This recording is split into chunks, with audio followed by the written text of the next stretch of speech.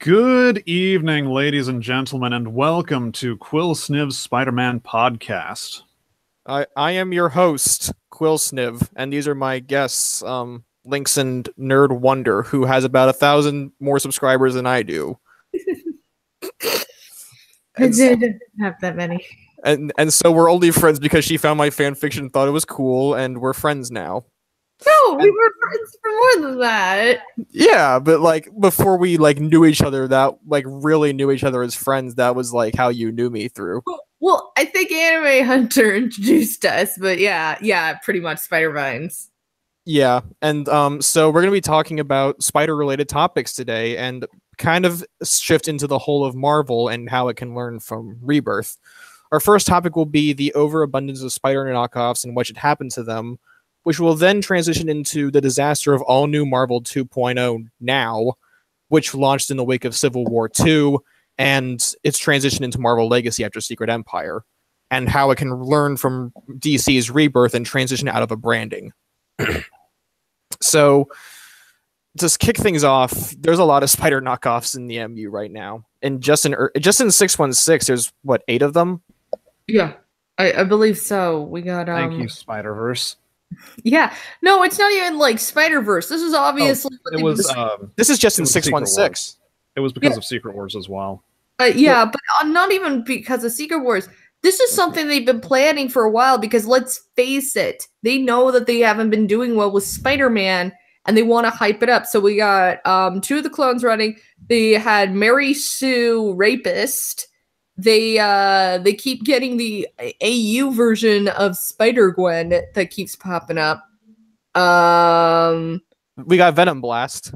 Venom Blast. We got like 3 new Venoms running around, like too many symbiote monstrosities. Again, this is like the 90s, except not as much fun. Can I implying the 90s were fun? Okay, the 90s were not fun. The 90s actually were fun if you had any interest in virtual reality. Yeah, okay. No. 1993, like around that time, it was fun. The first beginning moments of Clone Saga were fun. Everything else, shut up. That was not a fun time. No. But let's face it, just before it was good. Because let's face it, like, not all of the 90s were terrible, but we already know the biggest scar upon the 90s with Spider-Man is Clone Saga and some weird Venom events. Which happened because people were stupid in Marvel and made them go bankrupt. And then they were even more stupid, and then they hired the stupid idiots that had no clue how comics or writing work to be the management in the comics. So can we talk about Spider-Gwen? Yes. Actually, I'd love to talk about Spider-Gwen. I'm sorry. Okay, finish your thought, Nerd Wonder. I apologize for I'm just saying. So, in other words, it's just idiots making terrible decisions, and nobody has learned from their mistakes. Oh yeah, that's it. Well, that's because they kept some of the old guard in from the Clone Saga, and then just which is so dumb. So so there's a couple of ways we could get rid of the spider knockoffs, and I don't support like just random killing offs. Like Spider-Verse is what you shouldn't do when you have too many spiders and just kill them all off. Yeah. I'd say give them like respectful send-offs at least, or wreck on them. That's true. We could just do hard reboot. Hard reboot, we could just reset it all from one more day and nobody would care. I'm just saying. I think that actually increased viewer readership just because. Oh God, yes. Do you know what would happen if they just went back in time and they just automatically made them start right at that moment of one more day? Do you know the readership would go nuts because they know what's going to happen in the future and they can alter it? People would love it, I think. People would be flocking to Marvel in droves. They would not have a single book selling below 50,000 units at that point. Yeah, and you could even bring back some of the older characters in comics and be all like, oh no, so in the future this shit's gonna happen. We better stop it before it happens. Hey, I'm gonna send a link to the Discord, to a couple of Discords, and see if people want to jump in here. Not in the actual stream, but the audience. Yeah. Sounds good. Uh, Yeah, I But, want us to go back to like Jim Shooter era of Marvel, where they weren't selling anything under 100,000 copies. Yeah, Jim actually was in an interview, wasn't he, about this? And Yeah, not too long ago. he was pissed. Yeah, and I for remember. good reason. I remember Jim Shooter era was the best because he actually kept people on their toes. The problem was that the problem now is that the editors aren't doing their job. So now we've got like 10 different spider characters running around. And I think this kind of transitions into our next point of like Marvel Now 2.0. It's that they don't know what the readers want. They think they know what the readers want, but they really don't. No. I think they know this isn't what the readers want, but they believe we're going to buy it anyway because they think we're going to buy their copies of America. No. They really do because they think every person that makes comics, that reads comics is an idiot. Like if you notice, a lot of them have a very negative feeling towards all fans and readership and so forth. So, and even the SJWs, they probably think are naive morons. They can just use. They don't. Like Mark Waid just dumps all over his readership. It's kind of embarrassing almost, like how little control the editorial department has had over their own writing teams. Like Gabby Rivera has said some horrible things, and I think if it was the other way around, she'd be fired by now. She literally yelled at people for being in interracial relationships. Like, Jesus Christ, I dated a black woman for like 6 months, and it was like one of the best relations I've ever had. It's like, are you really going to tell me that she can't be happy? No, because you have different ethnicities, and she's especially even angrier when it's like her ethnicity getting out of there, and I'm like, what the heck is wrong with you? She looks mixed race. This might be her trying to like compensate for something. Like she thinks that her interracial heritage is bad. She looks like mixed racial herself. I'm not going to make assumptions, but yeah, no, I think that a lot of people are suspect that, like, I think a lot of our Hispanic fans, part of our community are pretty sure she's a white girl pretending.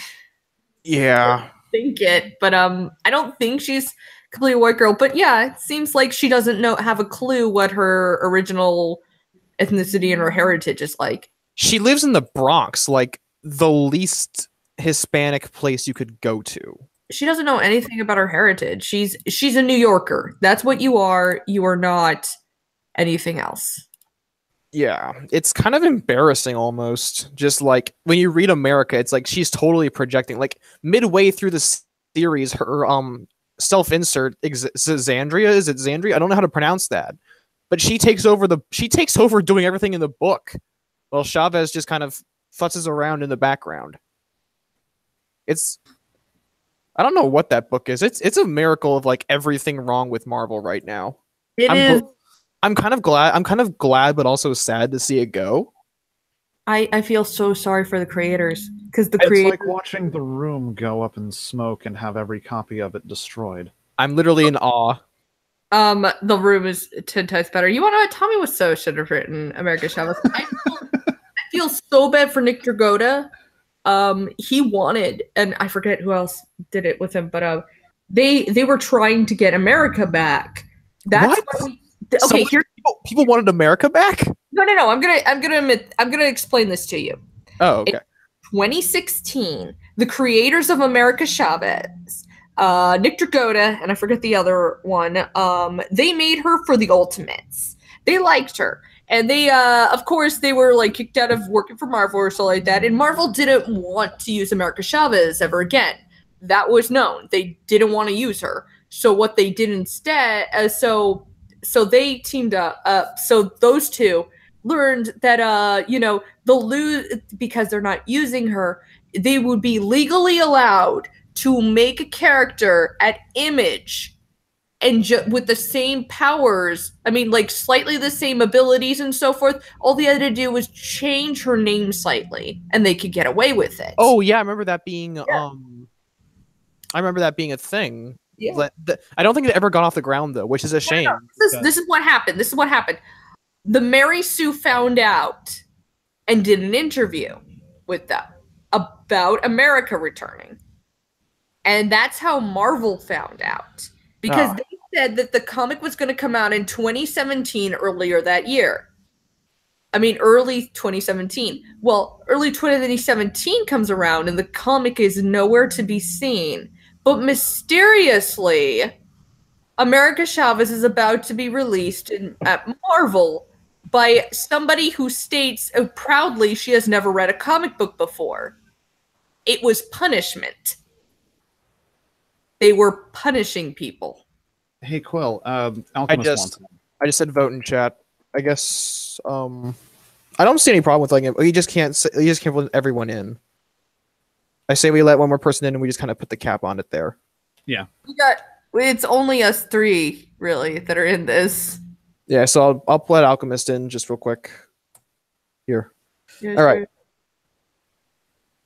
But anyways, spider knockoffs, I don't think there's anything inherently wrong with them in terms of what they could be. It's how they're presented and executed out that drives me absolutely up a wall. Let's take Kane, for example, as one done right. Yes, Scarlet Spider run. I love Yost Scarlet Spider. Like, if I've done anything on an impulse buy, it was that first volume of Scarlet Spider, because that thing is out of print, and to find a copy of it is just absolutely impossible. So I found it, and I just impulse bought it because A, I love Stegman's art, and B, Yost writes Kane interestingly as someone who's conflicted over his past identities and is starting to forge a new one. Yeah. I like that Kane. He was cool. I guess Agent Venom was kind of a spider knockoff done right. Yes, spider knockoff. I wouldn't count him as a spider knockoff though, just because Venom was already an established character though. But Agent Venom or Venom Space Knight, they retconned all of like Venom's origin at one point and made him into peaceful. That was Bendis. Bendis did that. No, it wasn't a retcon. No, it was a retcon. No, it wasn't a retcon. It was a return to the original intention. It was, because I'm pretty sure the original intention was that, because they've shown in the original intention version or whatever that it's a parasite and would have eaten Spider-Man away. But in fact, the only reason it actually has ever shown sympathy is because it merged with Peter for so long. It inherited some of his sympathetic virtues, such as at the bell tower when he took it off, it actually saved him because it remembered his regrets and so forth, and it dragged him away so he wouldn't die. Yeah, I just don't like the idea that the symbiotes are in. I as much as the as much as I don't like Planet of the Symbiotes, the idea was solid, and I mean I retconned that back into the Friendly Neighborhood continuity, and it's like, who's that? What's that background noise? Is that? Oh shit, that's me. Okay, but yeah, the Planet of the Symbiotes was already fine on its own. I don't think we needed a retcon, and that's just Bendis trying to put his own staple on the Venom. Yeah, he made it. And you want to know what they asked? McFarlane, Scott McFarlane, Seth MacFarlane, I think. Todd McFarlane. Oh, sorry. Why am I thinking of Seth? What the fuck? Yeah, their names are so alike. I like. It's really hard for me not to. Yes. The boob too. Where my friend. American Dad. Yeah, okay, I'm just gonna call him Spawn Creator right now, so I never have to mistaken him for. Okay. So yeah, they brought Todd back for that, didn't they? Okay. No, they didn't. This is what I know about it. There was an interview, and they were talking about the new origin of Venom. And they asked him how he felt about it, and he didn't like it. He was like saying, you're ruining the whole entire premise. He's supposed to be a scary, like an alien. He's supposed to be an alien monster that you're supposed to be scared of. You can't get scared of that now, where he's just like, they were always inherently good. Well, it also destroys the whole entire nature kind of thing that goes around it, that like, it's like a wild animal. It's a parasite They weren't inherently good, but they weren't inherently evil either. Well, they made it as if this is something you should wear and stuff, like it's armor and things, even though it's alive, and there must be like an equivalent exchange of some sort. Pretty much, it's supposed to be a predatorial creature that latches onto another thing, and what it makes you believe is that you're becoming stronger and so forth, so you will have a symbiotic relationship with it, except it's really infesting you, and it becomes part of you, and then it slowly eats you away, or at least uses you to gain sustenance. Yeah, that's why it was so addicted to Eddie, because his cancer released a shit ton of adrenaline, and the symbiote loved that. It was feeding off of him. Yeah, and it went on, and they had a mutual bond that it was pretty much, it wasn't going to eat him because he could give it sustenance and so forth. And they also had, it gained sentience thanks to Spider-Man in some way. Like it gained emotion and life, kind of thing of being evolving, because it latched on to Peter and it gained these emotions and understanding. So it wanted revenge. And thus when it hit to Eddie Brock, who also wanted revenge, they had this symbiotic relationship. It's like, let's take down Spider-Man. Okay, so BooTube asks, what did you all think of that Venom teaser trailer? Absolute trash. Burn in a fire. Never really seen it a lot. Like there was nothing that gave us. Let the other guy speak about what he thinks about the symbiotes. Though. Okay, my last little interjection here on the symbiotes is the man to ask about this isn't Todd McFarlane, it's Jim Shooter, because he wrote Secret War. And that's where the symbiote was introduced. Yeah. All right, back on topic though. So Venom trailer. I saw it and I absolutely hated it. I mean, it looks like boring. Pretty cool. It might be pretty cool in premise as like a horror movie, but it's not a Venom movie. So I did a timing check. The symbiote is in the movie for 0.2 seconds. Actually, you guys are wrong. These two are the ones you have to ask. Wait, what? Okay, that's a little okay. Tom DeMarco and Ron Friends. Yeah, for the symbiotes. Why? They made them. No, they didn't make them. They didn't make Venom. They made the symbiotes. Well, they made the symbiotes, but not the original Venom. What we're doing is a discussion on who should be responsible. One person says the original creator should be responsible. Another person says the creator that helped influence it, what was the ideal envision of the symbiotes, and other people say, like you, the person that expanded the lore of the symbiotes. So there's multiple different versions. Do you believe a creator? Do you believe the person that created the origin? Or do you believe the person that surpasses all of it? Or do you believe the asshole that just showed up one day and decided to paint over all of it? I take a lot of stuff of retconning seriously.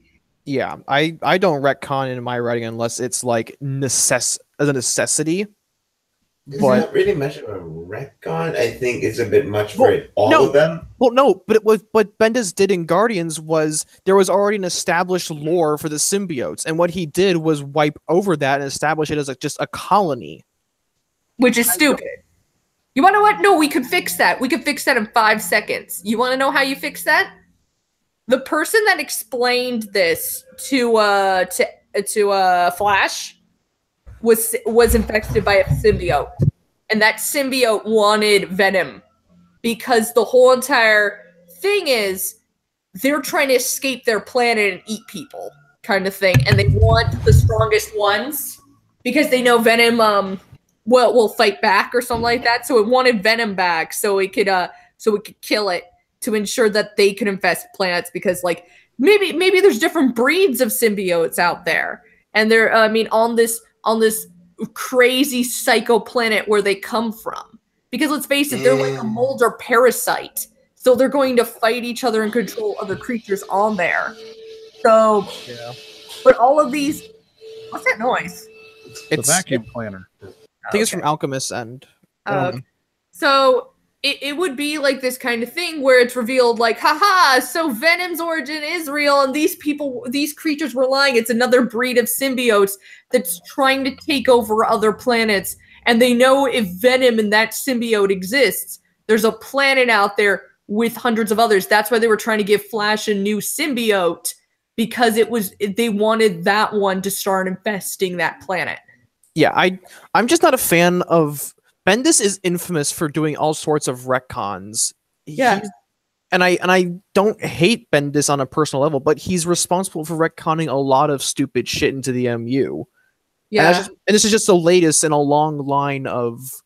He also made Tony.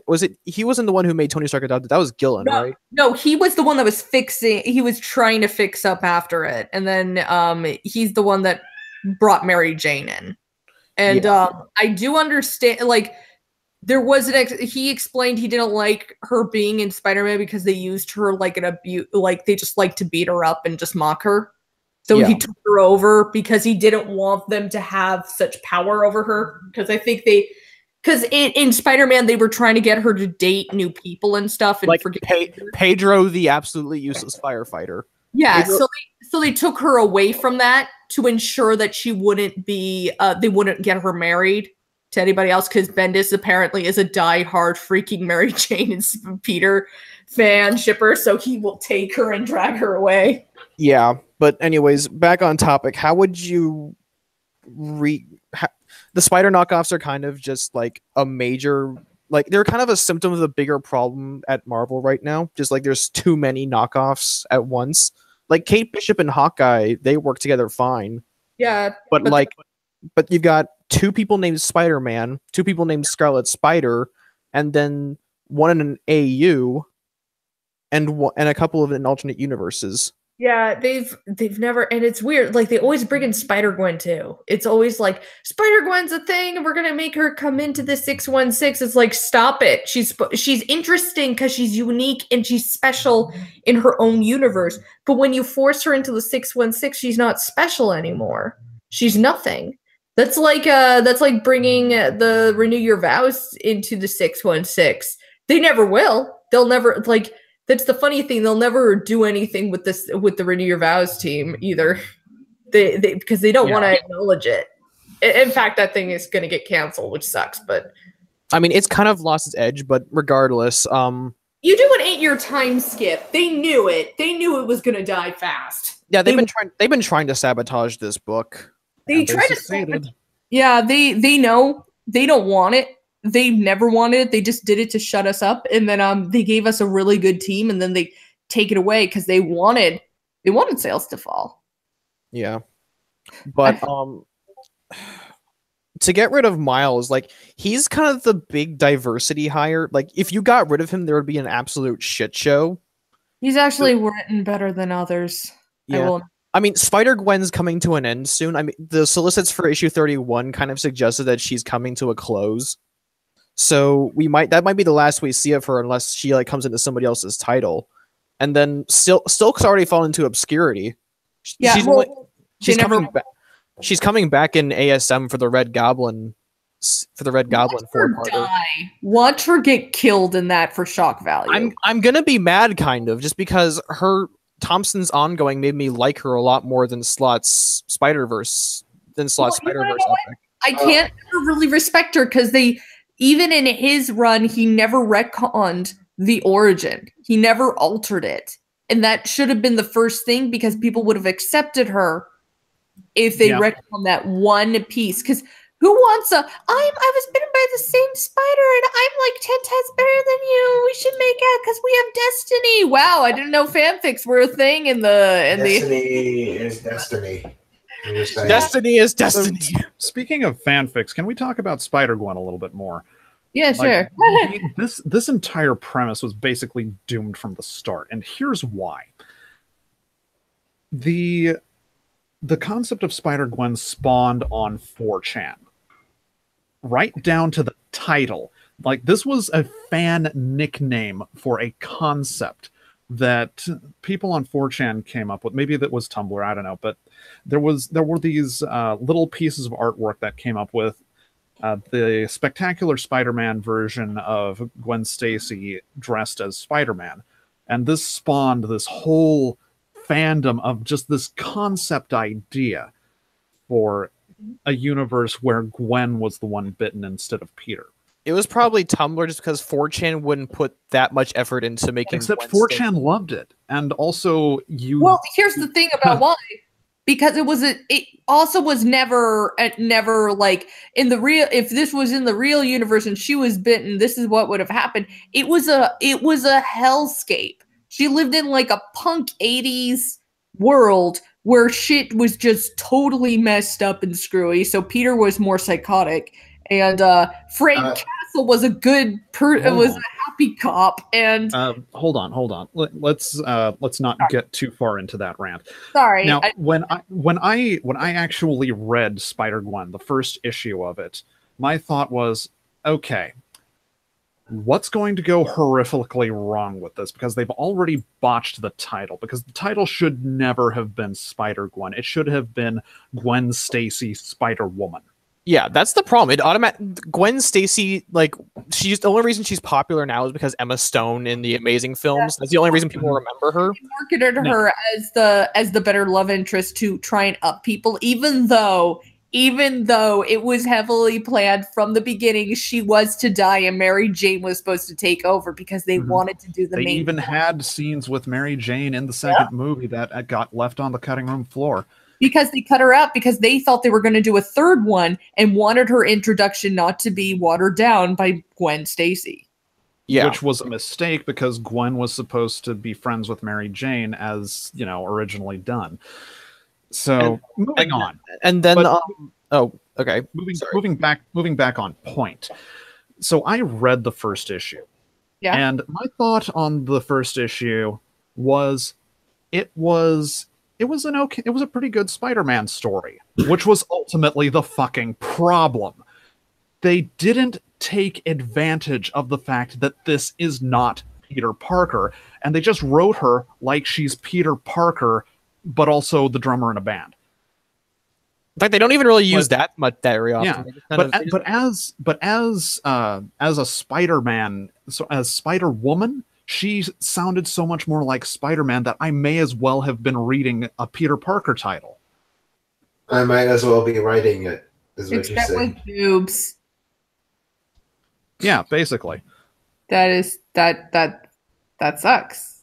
Yeah, it was basically Peter Parker with tits, and that's where the first major problem crops up with the entire concept of Spider-Girl. With Spider-Gwen, they didn't take advantage of what they had. They didn't do something to make it different. They didn't go, how would Gwen Stacy behave in this situation? Yeah, they just kind of squandered it. Well, also I'm gonna sympathize because let's face it, what kind of character development did Gwen Stacy have before Spider-Gwen? Because 616, she had no personality. She was racist. She was racist. Okay, you have to believe me when I say she's racist. I'm not. I know. I believe you. Wait. Can we let the guy who read the Stan Lee I read run? the entirety of the Stan Lee run. No. I'm just asking about that. Yeah, like you believe me when I say she's racist. No. I mean, like, can we let him speak? No, I am. I want him to. That's why I'm saying that, so he can go and fill in. You gotta calm down. I don't remember anything about Gwen being racist. I'd need to actually reread it because it's been a while. No, but the thing of her not having a personality, I think, is an unfair argument. Okay. Her personality was somewhat bland, but she does have a defined personality. Like, she's not who she presents herself to be, because when we first see her, she's this upper-class snob who's hanging around with Harry Osborn, who's a rich kid. And Gwen may or may not come from money herself, but she doesn't really seem to actually like how Harry kind of looks down his nose at Peter. She actually feels very sorry for him. And so there's a degree of sympathy there from her. I always got from her is that I mean, she may not be racist. I just make that as a joke because of the civil rights run. But that's just a joke I do because of if you notice, she sided with a crazy man that wanted to get rid of all the black people. Anyway, so but Gwen's personality is like, she's studying biochem. She's something of a scientist. She's intelligent. She's highly intelligent. Yeah. And she knows that she's pretty good looking as well. And with how everything is played, with the general feel I get from her, I get the feeling that had she lived and graduated, she would have become a nurse. I would have thought that if all of this ended, if she never went into I mean, if she survived and stuff, I believe she would have left Peter.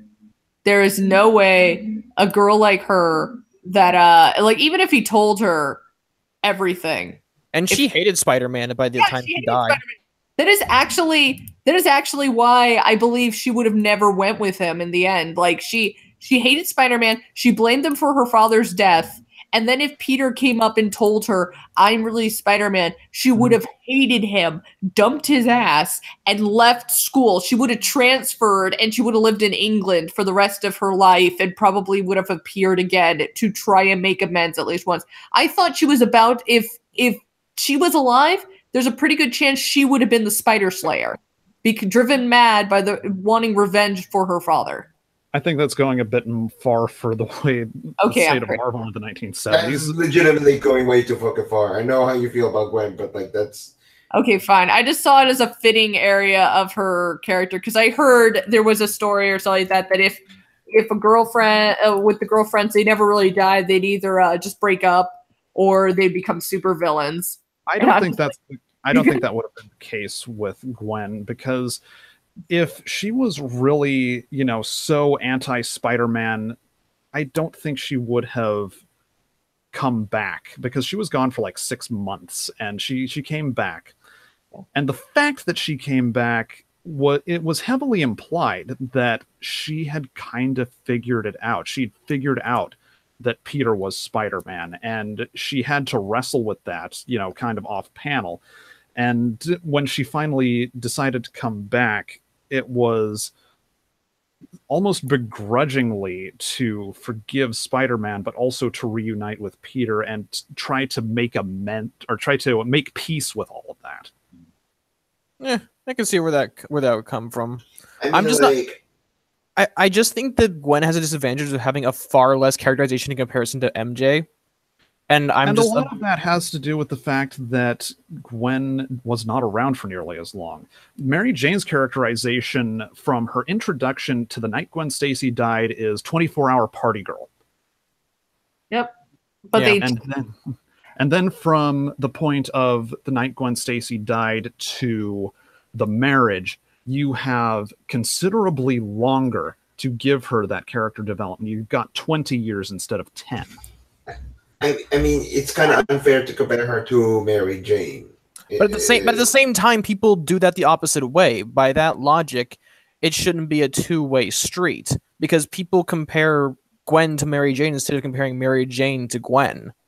And I think that's kind of a false equivalency in a way. Yeah. Comparing Mary Jane to Gwen, I much prefer Mary Jane for a number of reasons. And one of the big reasons is the fact that she complements and contrasts with Peter, whereas Gwen was more like an extension of him because they were so very similar in their fields of interest. They were both taking the same biochem class. Like she would have been a good partner for him in the sense that he would be able to talk science with her and she would fully understand all of it, and they just click in that way. But Mary Jane enriches his life in a way that Gwen never could. There's actually there's a great person that goes into very deeply.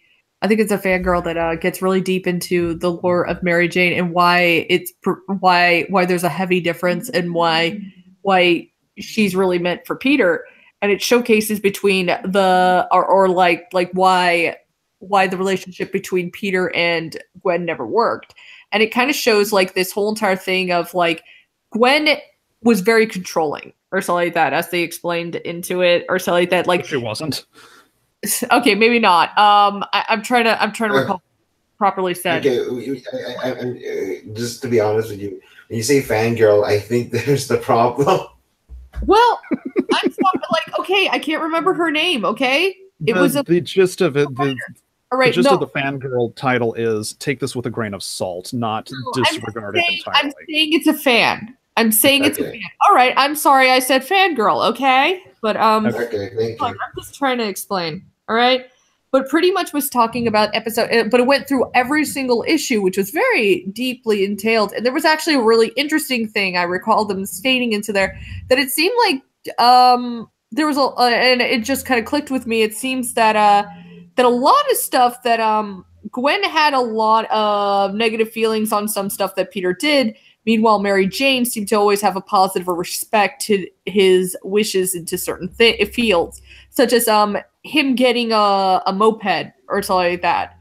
Like a party girl like of MJ stature would not usually support a guy getting a fucking moped. No. But the thing was, Gwen was totally against it. Gwen thought it was stupid. And and the way she reacted to it revealed this, that she thought it was stupid. But Mary Jane, on the other hand, thought it was fun and immediately starts encouraging him. Yeah, that's a difference in the types of characters that they are. Gwen is it's not really that she's controlling so much as she's a mother hen. She looks at a motorcycle and she's very old-fashioned, whereas Mary Jane is much more in the newer mindset. Well, and I think this has a lot to do with the upbringing. This has a lot to do with the upbringing because Gwen is raised by her father, who is an older guy, and he has this older mindset. Mary Jane is not really raised by anyone.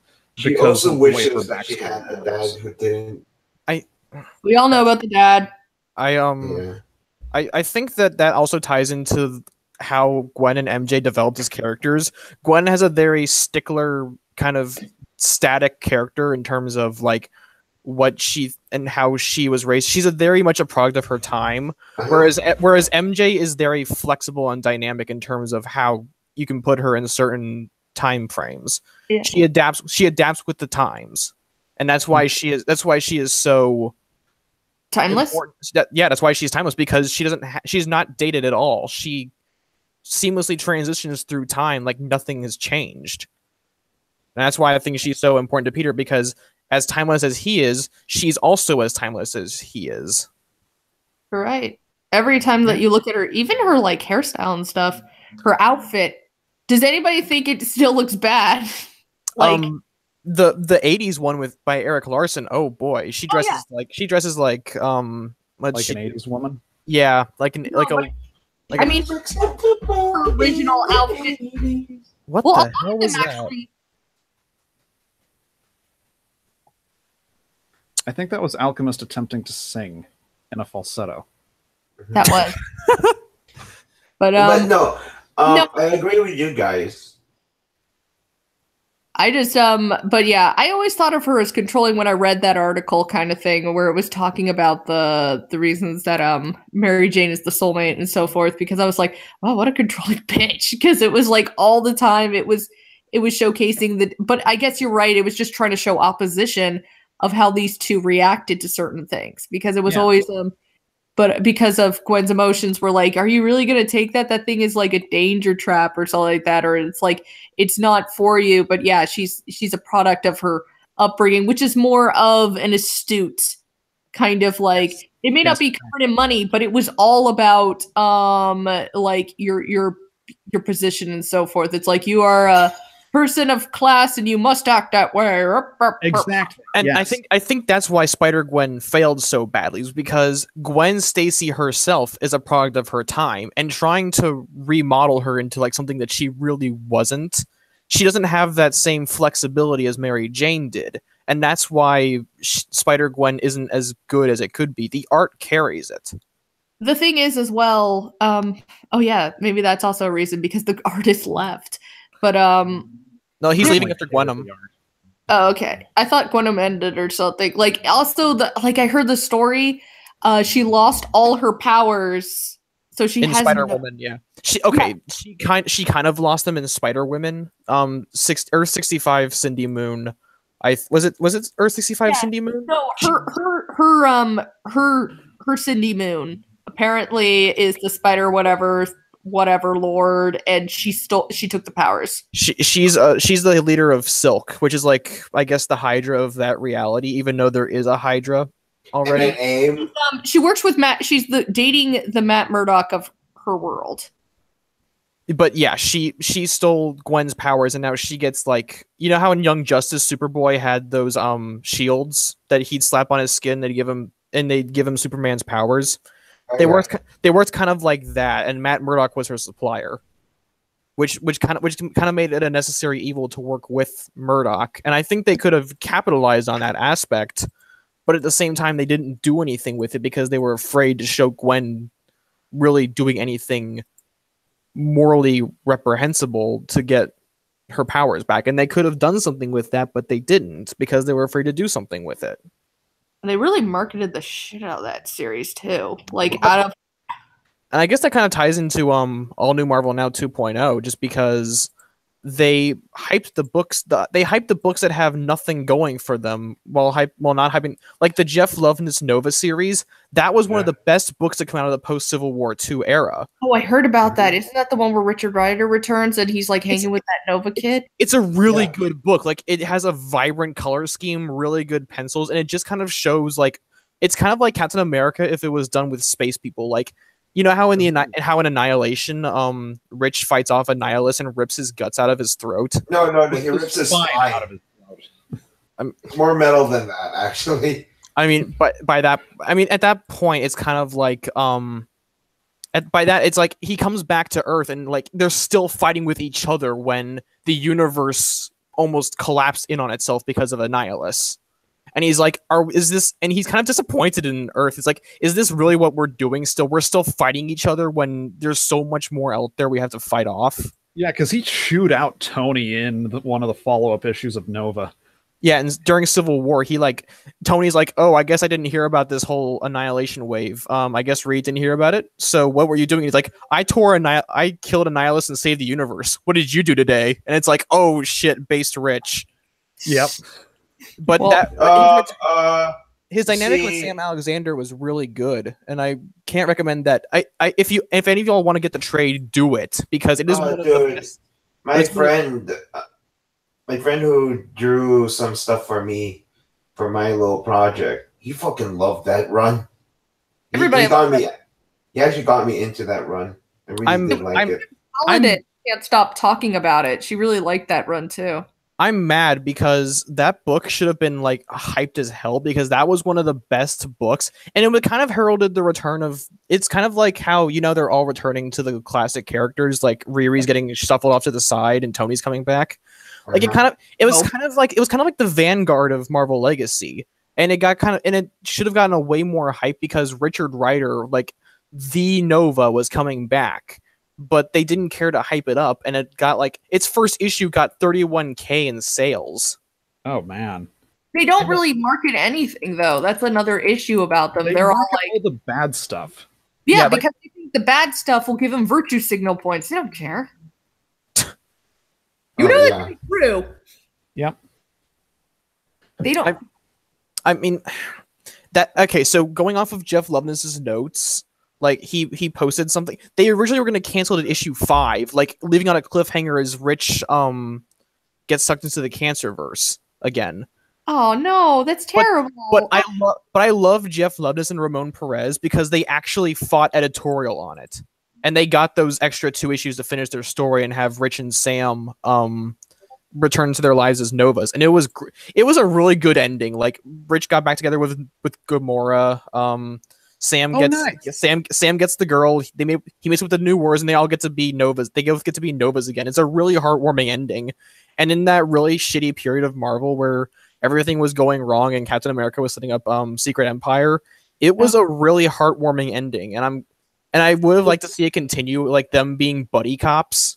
Yeah, I want to buy this now because Rich gets back together with Gamora. I ship the hell out of those two. Yeah, like there's an entire issue focused, like Sam's going on a date with this girl from his school, and it's complemented at the same time by Rich going to his old hideout at the World's Fair, and Gamora's hiding there because when Thanos is captured during Civil War II, she tried to kill him, and S.H.I.E.L.D. and the Ultimates are after her. So she's hiding there, and they're like, we used to be really good at other things too.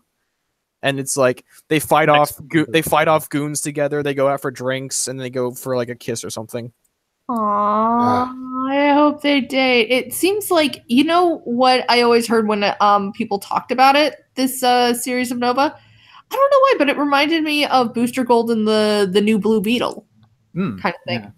Yeah, I really liked that. I don't know. Nova was like a bright spark in a really dim Marvel during the post Civil War II era. It was basically that run of Nova by Dan Abnett and Andy Lanning. God bless those men and everything they do. It's like they can do no wrong, in my opinion. Like, I don't know, when they're not together, they can do some pretty shitty things. Like their Titans. I know Abnett's Titan run is garbage right now. Yeah, but put those two together, and oh my god, it's the best. Oh, you see, that's a symbiote. I actually do like the Titans run though. Right now, the current Titans run. I think it's just bland for me. Here, I'll send you a link to the Nova run. It's really good. Okay, yeah, because I'm just saying. There's this whole entire section of it. Oh, sorry, I guess I shouldn't talk about Titans. Yeah, that's another company entirely. Sorry, I just get really hyped on something, but yeah. But I do kind of compare the Dan Abnett, Andy Lanning Nova to the Jeff Johns Green Lantern run. Just in how epic of scale it was. Yeah. Well, they're also kind of Green Lanterns of that world. Yeah, that's Well, yeah, I mean, like, instead of Parallax, it was fucking Annihilation, the Annihilation Wave, the fucking... I mean, it's kind of the same concept, though, an unstoppable force against an immovable object, per se. Yeah. Well, yeah, but that unstoppable force wasn't an evil bug man. I know, but it's in concept on paper. Yeah. Well, also, their whole entire structure of those two groups, they seem to be very identical. Yeah. But I think they were supposed to be essentially just Marvel's Green Lantern. Yeah, I mean that's how they marketed them back when the Nova Corps was first a thing, and rightly so. But like, Nova was one of two books that I really, really liked during the post Civil War II era. Renew Your Vows was the other. It was a really shitty year for Marvel last year. Like, we got a 6-issue Prowler run. We got America. I don't hate Gwenpool, but there's nothing real. I like the art more than the writing, but the concept of fourth wall breaking is nothing new, but I did like it regardless. It turned more into Animal Man, actually.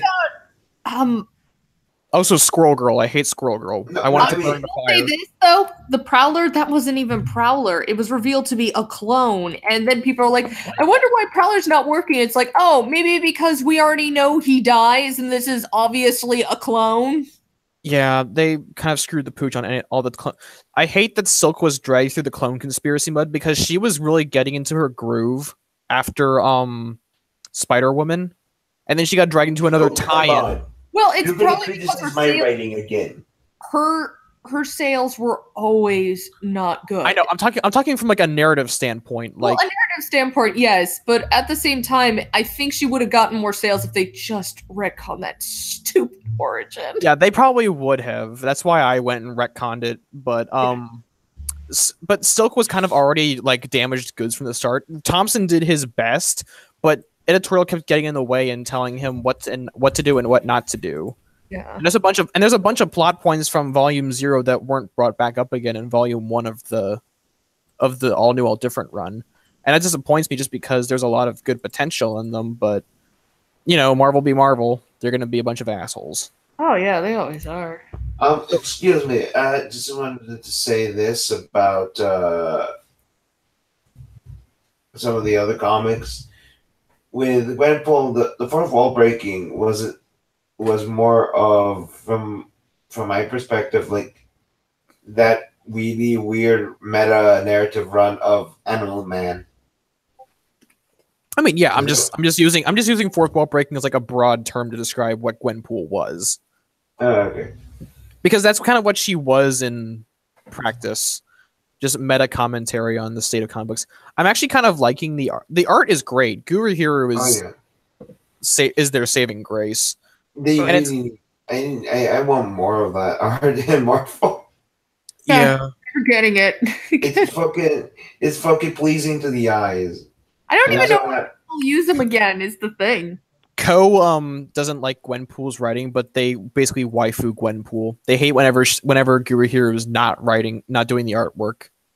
I mean, and yeah, she's adorable. Though. If Irene Strachalski and what was that artist for the Ghost Rider Kate Bishop crossover? Who was that artist? I don't remember. But it wasn't Gurihiro. They basically shit on the issues. He literally is one of the only saving, because I wanted to buy some of Gwenpool just because I saw that art. Also, Thunderbolts. That book was garbage. I don't hate Jim Zub because he's done some good stuff. I like his last 6 issues of Uncanny Avengers, but everything that when Zub got Thunderbolts, the writing was terrible, and John Mallon didn't help at all because it was mostly gun-based characters like Winter Soldier. Wait. Oh, so like most of the Marvel side of Marvel vs. Capcom Infinite. Dolan Mullen, hear you. Yeah. He now runs a channel. Oh, does he? Yeah, he started a channel. Oh, cool. That's awesome. Yeah, you guys should check him out. He's kind of like doing a kind of Ethan Van Sciver thing, I guess. I don't hate John Mallon as a person. I'm just not a big fan of his art. Oh, I'm just joking around. So yeah, no, I know you don't hate him. Everybody knows. Wait. I have a question though. What was the point of Marvel Legacy? Because I remember it was kind of just to get things back on track. Like 2016 was a terrible fiscal year for them, so they had to get back on track, and that was just by bringing back all of the characters we know and love. And like they're making She-Hulk green again. They brought back. I'm actually really liking Wade and Sam Needs Cap run, just because I don't care what color she is. Are they making her feminine again? Who? She-Hulk? Oh yeah, they brought back the chest. Oh good. Well, what is her attitude like now? Is my feeling. I mean, She-Hulk is just a bland book right now. I'm glad they made her more. I'm glad they brought her back to green again, but like. The book has no personality. It just seems like it's trying to get it's just trying to crawl back to it's just trying to limp to the finish line before it gets canceled because it got canceled. Yeah, it doesn't matter if she looks feminine or not anymore. To me, if she's written well, then we can have the femininity, and it's kind of like rewarded by her attitude, like restoring it. There was one good issue of She-Hulk. It was like number 11. Like when she went on that date, it was one of the few times in a while where she's broken the fourth wall and like actively interacted with the panels. And it was a fun issue, but that was like the only one in the run that's ever entertained me. Now that an actual question for you folks over there. What the fuck? Like, that's not a question. That's more just a statement. We already know Marvel's stupid. No, I mean, what the fuck is up with all of the fucking, like, who's Thor right now? Actually, I need to know. Jane Foster. Is it still? I thought she's gonna die, and then they're gonna replace her, but they're not gonna give it back to Thor. They're gonna give it to some other dude. I don't even know. Like right now, I've kind of given up on Thor right now just because it's gone nowhere. But so I just recently reread the Sif Journey into Mystery by Catherine Immonen. Yeah. Mm-hmm. And it's a really good run. Like it shows Sif as like an interesting character. And like her relationship with Beta Ray Bill is fantastic in that second volume. Because I got both trades. And it's like, why didn't you make Lady Sif Thor? Because she's one of the people who, like, no one cares if Jane Foster's gonna be Thor. But Lady Sif, that'd be fucking awesome. Why not just promote the Sif book more? They don't care. They don't want actually good female characters. They want... It's a secret conspiracy. It is, actually. They just want to replace all the men. No. They don't want to replace all the men. They want to replace the women as men and make the women now all the men and make the men into like girly men. That's their whole entire thing. The beta cucks. Like if you notice, the soy boys. Look how the women look and look how they're acting. Like because shit posts like Carl Manvers. That's a meme. but it's kind of a representation of how Marvel treats its female characters. Like, there's no femininity allowed. No. We're feminists by turning the women into men.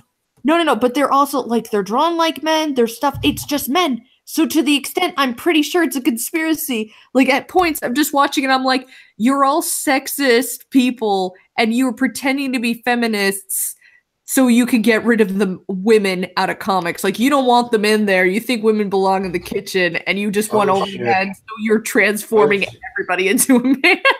You know that sounds... Shit. I don't know. I think I'm a bad writer then, because I kind of just write women as just people.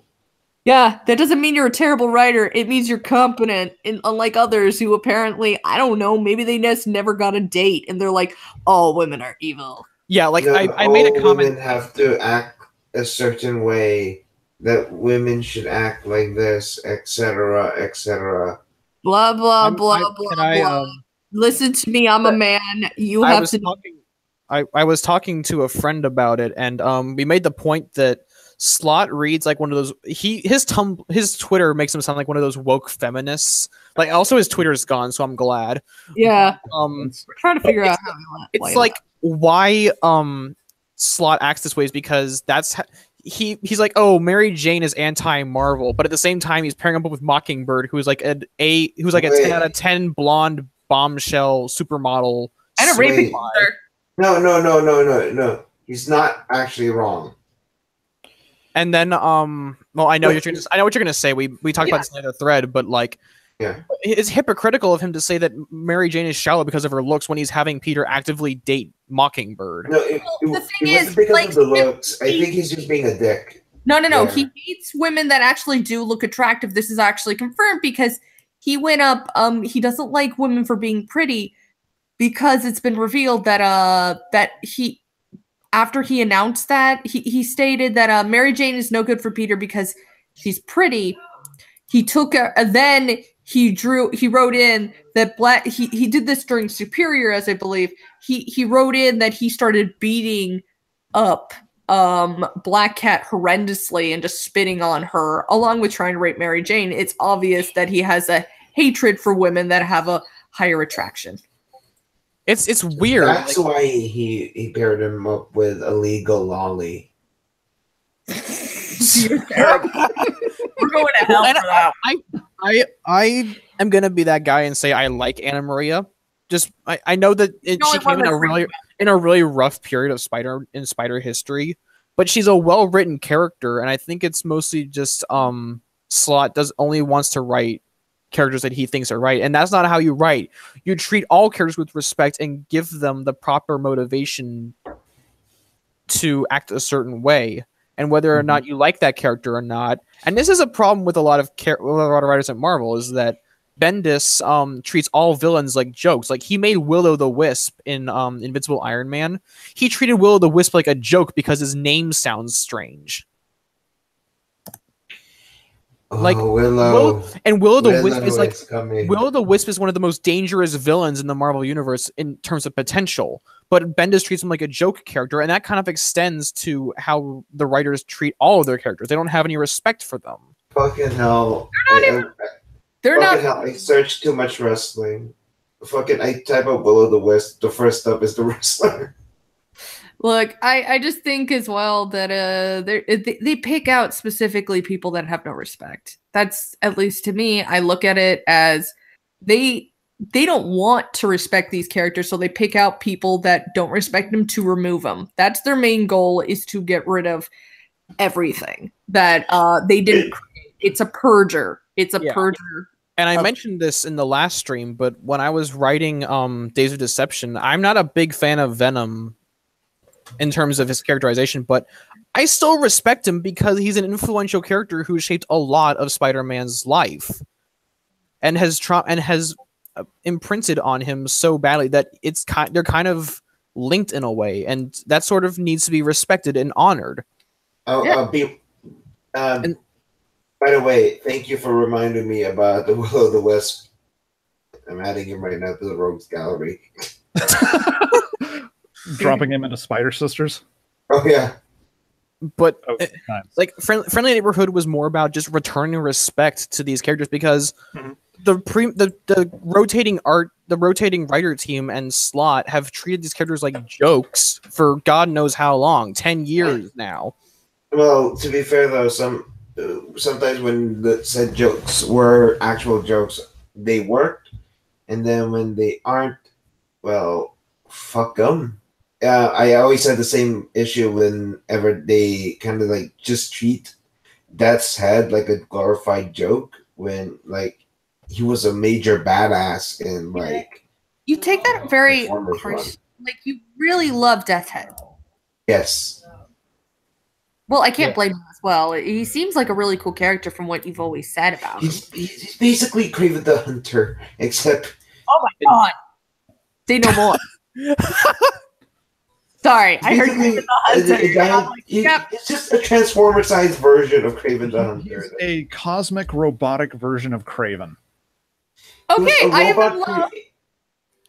He's a robot created specifically to be the vessel of the space wizard, then gained sentience and did whatever the fuck he wanted.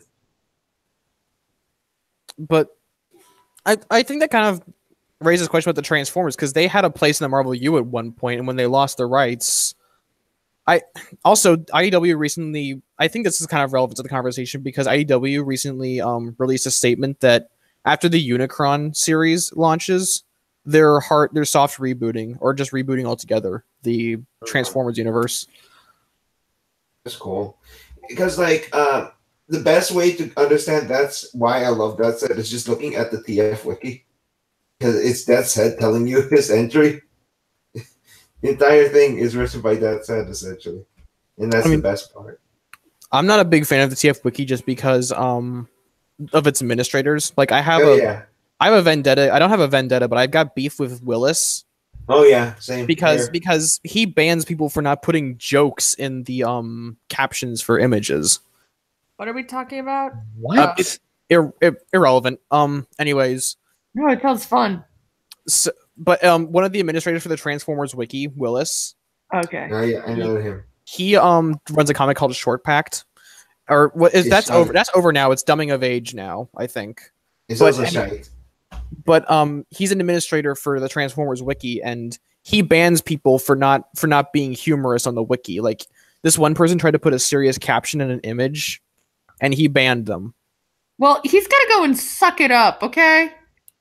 Sorry, everyone on the internet is a man-child. Oh, that's lame. Man, why am I the most manly of them all and I have boobs? Hey, I'm kind of competent.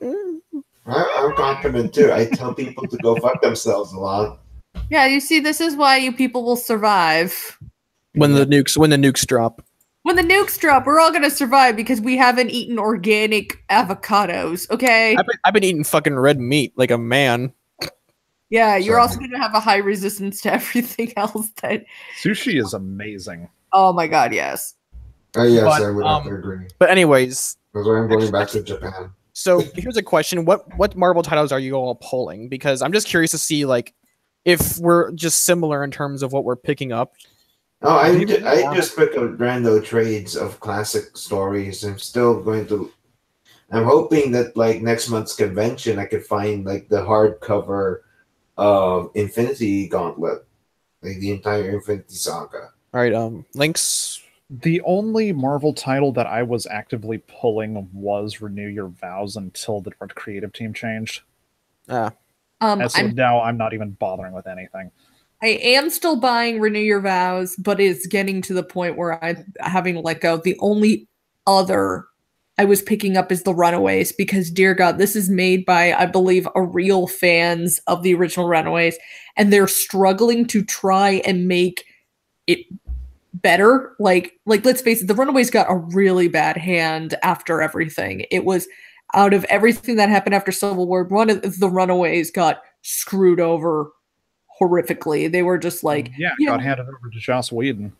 Yeah, and then Josh Whedon did nothing. Gert was one of my favorite characters, and I know she died. And but what sucked was that it was always hyped that she'd become this Avenger thing, and I always wanted to know more about that. and she died, and then they just didn't do anything with these characters. And then Victor died in Vision. Yeah, Victor died in Vision, but this is the cool thing about it. They actually bring it back because they one of the characters, it turns out the Avengers gave them the severed head of Victor. And then Chase brought him back. Yeah, Chase is like, my family's been geniuses. It's like, Chase, you're not smart. And he's like, I can do it. And they finally wake him up, but he's just a head. And it's them trying to and I like it because they actually show that there's closure. They've shown closure for all the other characters. Like one of the girls, she's finally structured her life, and like the youngest one, she's been living with her grandmother. Who is a psychic. Yeah, who's a psychic who gave. I didn't like that how she gave her kids her daughter her powers, because I was like, but she's a mutant, so it should have been just, you know. But it's like I like her grandma though. It was kind of cool. Like everybody's like, you can't live with your grandma. She's evil. It's like she's not that evil. It's like she's kind of. Oh please, She's got evil kitties. She's got psychic kitties who like clawed them. Yeah, but I like, you kind of admit that was sweet. Like she loves her grandmother. It was sweet that the fucking. But anyways, I'm actually surprised because I'm picking up a lot of Marvel titles right now. Legacy's done some good stuff. Really? Yeah, I'm picking up Renew Your Vows, but I'm considering dumping that for because it's I'm gonna start trade waiting now, just because I want to support the series, but I can't keep supporting it on a regular basis because I don't think it deserves the money I'm pouring into it. It really doesn't. I hate to say, you know, I love that series too, but yeah, I'm just gonna trade wait and have the whole collection on my shelf. But I'm also picking up Captain America, and I'm really liking what Sam Neill and Wade are doing right now, because it's very much a return to like classic Marvel, like just comfy superhero stuff. You're not talking about the one where they decided to make everything a Trump horror story with Mark Wade, right? Are you? Are we Trump horror story? I'm thinking of like in the future now, and he was in it. That was this recent issue, but I didn't like that. But I did like the last 3 issues where it's like just him traveling around the U.S. Heard about that. I like those 3 issues, but if it goes this, I might just get the trade, just because I like having that on my shelf. I like having stuff that I can organize on my shelf. But I did like the Moon Knight until Bemis told me to go fuck myself. Yeah, I don't. And then I am picking up Iron. I know I shouldn't be saying this, but I'm picking up Iron Man because I love Caselli, and I love his art, and it's just like kind of something I kind of had to do out of obligation. Yeah, I know. Shoot me. And then I was picking up She-Hulk for a bit, and then I just kind of fell out of interest with it. Legacy started off kind of strong for me, and then it just kind of faded away. And I mean, I'm picking up Amazing Spider-Man because I reviewed the title, but at this point, I'm kind of just waiting for Slott's run to be over so we can get a new writer. And I know, the Spider Viners have been really pushing for like Charles Soule, but like he's not Charles Soule on everything forever. I'm just kind of I want to see Nick Spencer make a return to glory, because if he can pull off Superior Foes again, and I know he probably won't, mind you, but it's something that I really, really want. Yeah. Amazing Spider-Man and Ton of Superior Foes, I will gladly pick up that book if Spencer is tight. I'm the only one on that site willing to give him a chance. I think that if Nick Spencer's only saving grace, people have been questioning about what would happen if Nick Spencer did take over Spider-Man, and I'm like, he can't do any worse than Slott. And in fact, if he undid One More Day, you'd all be worshiping him. Let's face it, that would save his career if he managed to get the okay and he undoes One More Day. You know, you'd be worshiping the ground he walks on. Like, he may have made Captain America a Nazi, but if he fucking undid One More Day, that would it was like what, that Cartman episode of South Park where he's asking like how many presents he would get from Santa, and Kyle One pretty much states to him, even if you cured AIDS and cancer, you would owe Santa 6 presents. Pretty much kind of the same thing, except if he undid One More Day, I think we'd be on the even ground that he had. Also picking up Darth Vader. That's a good book right now. Charles Soule again, if I'm not mistaken. With Cam and Cully on art. And also, Commander Fox died, and I'm happy. I just can't afford the Star Wars books. They charge way too much for them. Yeah, I'm picking up Darth Vader in trade format just because I can't afford to do $3.99. I just pirate shit. Yeah, when it goes on sale, I'll buy it, but for the stuff that I really like. But whenever I go to the conventions, that's when I buy them. I mean, I can't afford to go to conventions. Like, I'm a college student on a budget, so a convention. I feel so sorry for you. A convention ticket is like a God's gift for me. Well, to be fair, though, I live in a country where most things are cheaper, including prosciutto. I just found out we have that in the fridge. Oh, good. How much is it? Like 300 pesos. I have no idea how much that costs. If we really think about it, it's like some people are saying that comics should be higher or cheaper. I do vote that they should be cheaper because maybe people would buy them more if they were cheaper, and thus you would make drop them down to $1. Like, yeah, Image is knocking down their price. Image is knocking down their prices, and they're getting numbers. Yeah, change it back to pulp paper if you have to, and drop the price on digitals. Absolutely. I mean, if we think about it, if you put the prices cheaper, wouldn't it make more money? Like, it was kind of like when people were talking about video games and upping the price. But somebody pointed out that there's more gamers in the world now. So if all these and there's more purchases of games right now. So if you kept the price the same, you'd be making a larger profit because you kept it the same amount, but you're gaining more of attraction of an audience as long as you keep the quality the same. So in other words, you can still keep the price at maybe $1, and it could, as long as you had high enough credentials and amounts done in, but it's where you put your budget. And a lot of the times I just don't see them using the budget properly and marketing any of their stuff. Yeah, also trades are both A, way too expensive. They're $20 for like 5 or 6 issues, and B, their paper quality is absolutely horrendous. Like, I've got like the entire Transformers More Than Meets the Eye collection on my shelf. Yeah. And their paper quality is fantastic. It's glossy, it's very solid. It's not hard to turn the page, but at the same time it doesn't feel like it's going to crumble in my hands. But Marvel's trades are so flimsy and so thin that it feels like if I sat on it wrong, it could bend irreparably. So they need to fix their trade quality in order to, because trade sales save books. I have in my hand a trade collection of Planet Hulk. The paper quality of this is top grade, but this was also printed several years ago.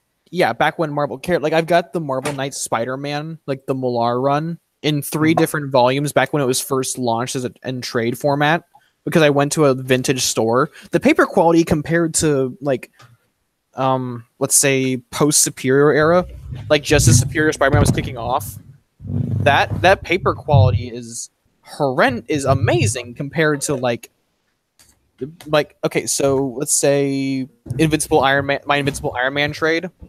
The paper quality difference is so vast that it's hard to tell they're the same company.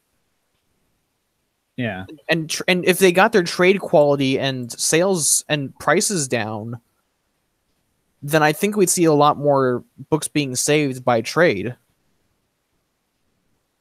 Because that's kind of the big. That makes sense.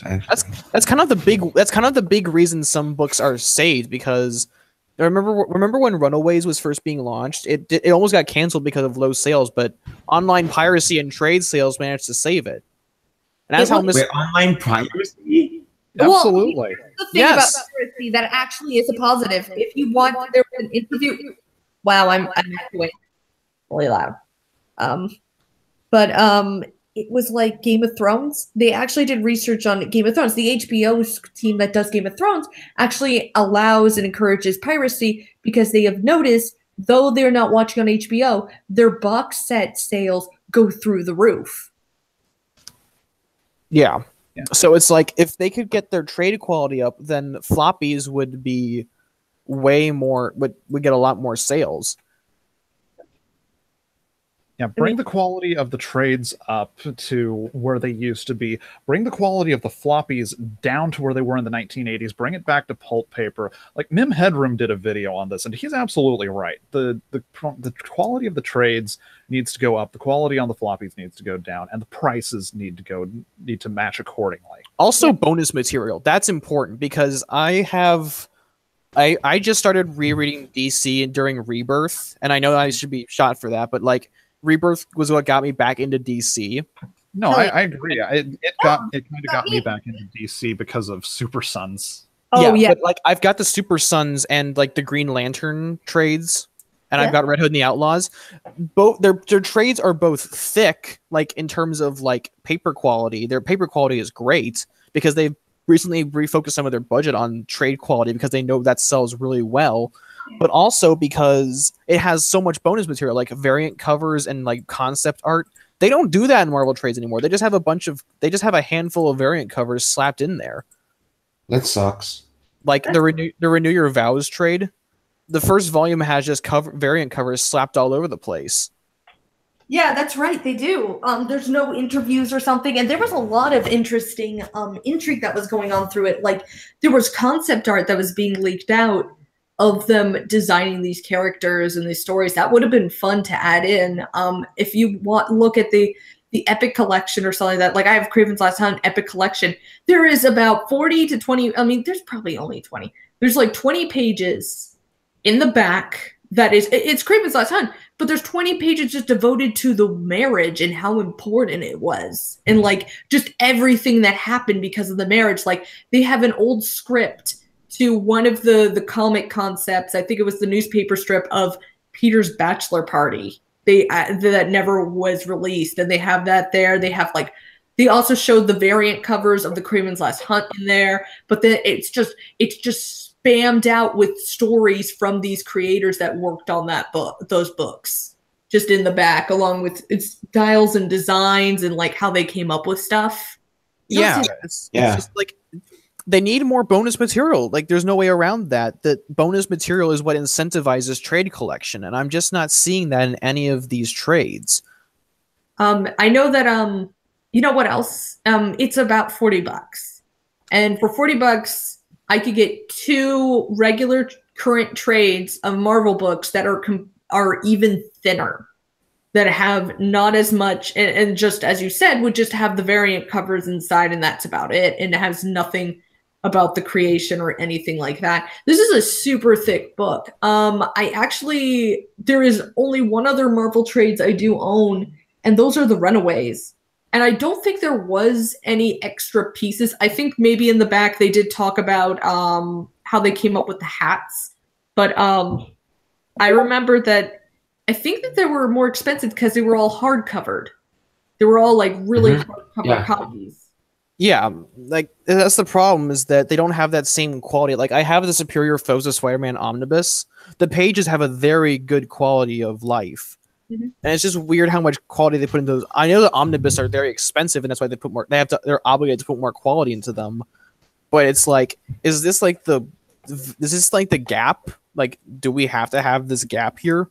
I'm gonna start a group chat, and I'll send you a picture of my shelf just so you can see how drastic the difference is between the More Than Meets the Eye, like the IDW trades and the DC trades compared to the Marvel ones. Well, yeah. The weird thing about it is that like when you really start to think about it, Marvel's becoming a fucking shadow of its former self. Like I'm hoping Cebulski's hiring to EIC will prompt them to make some drastic changes because it needs those changes. I don't know if they are, because everybody's kissing his ass and he's just like being like great idea in scenes at times. I don't know. I got pissed off that he was liking and agreeing with something Quesada said. That's about it, because I fucking hate that guy. Well, in all due fairness, his job kind of hinges on the fact that he has to suck up. Because Quesada is technically above him.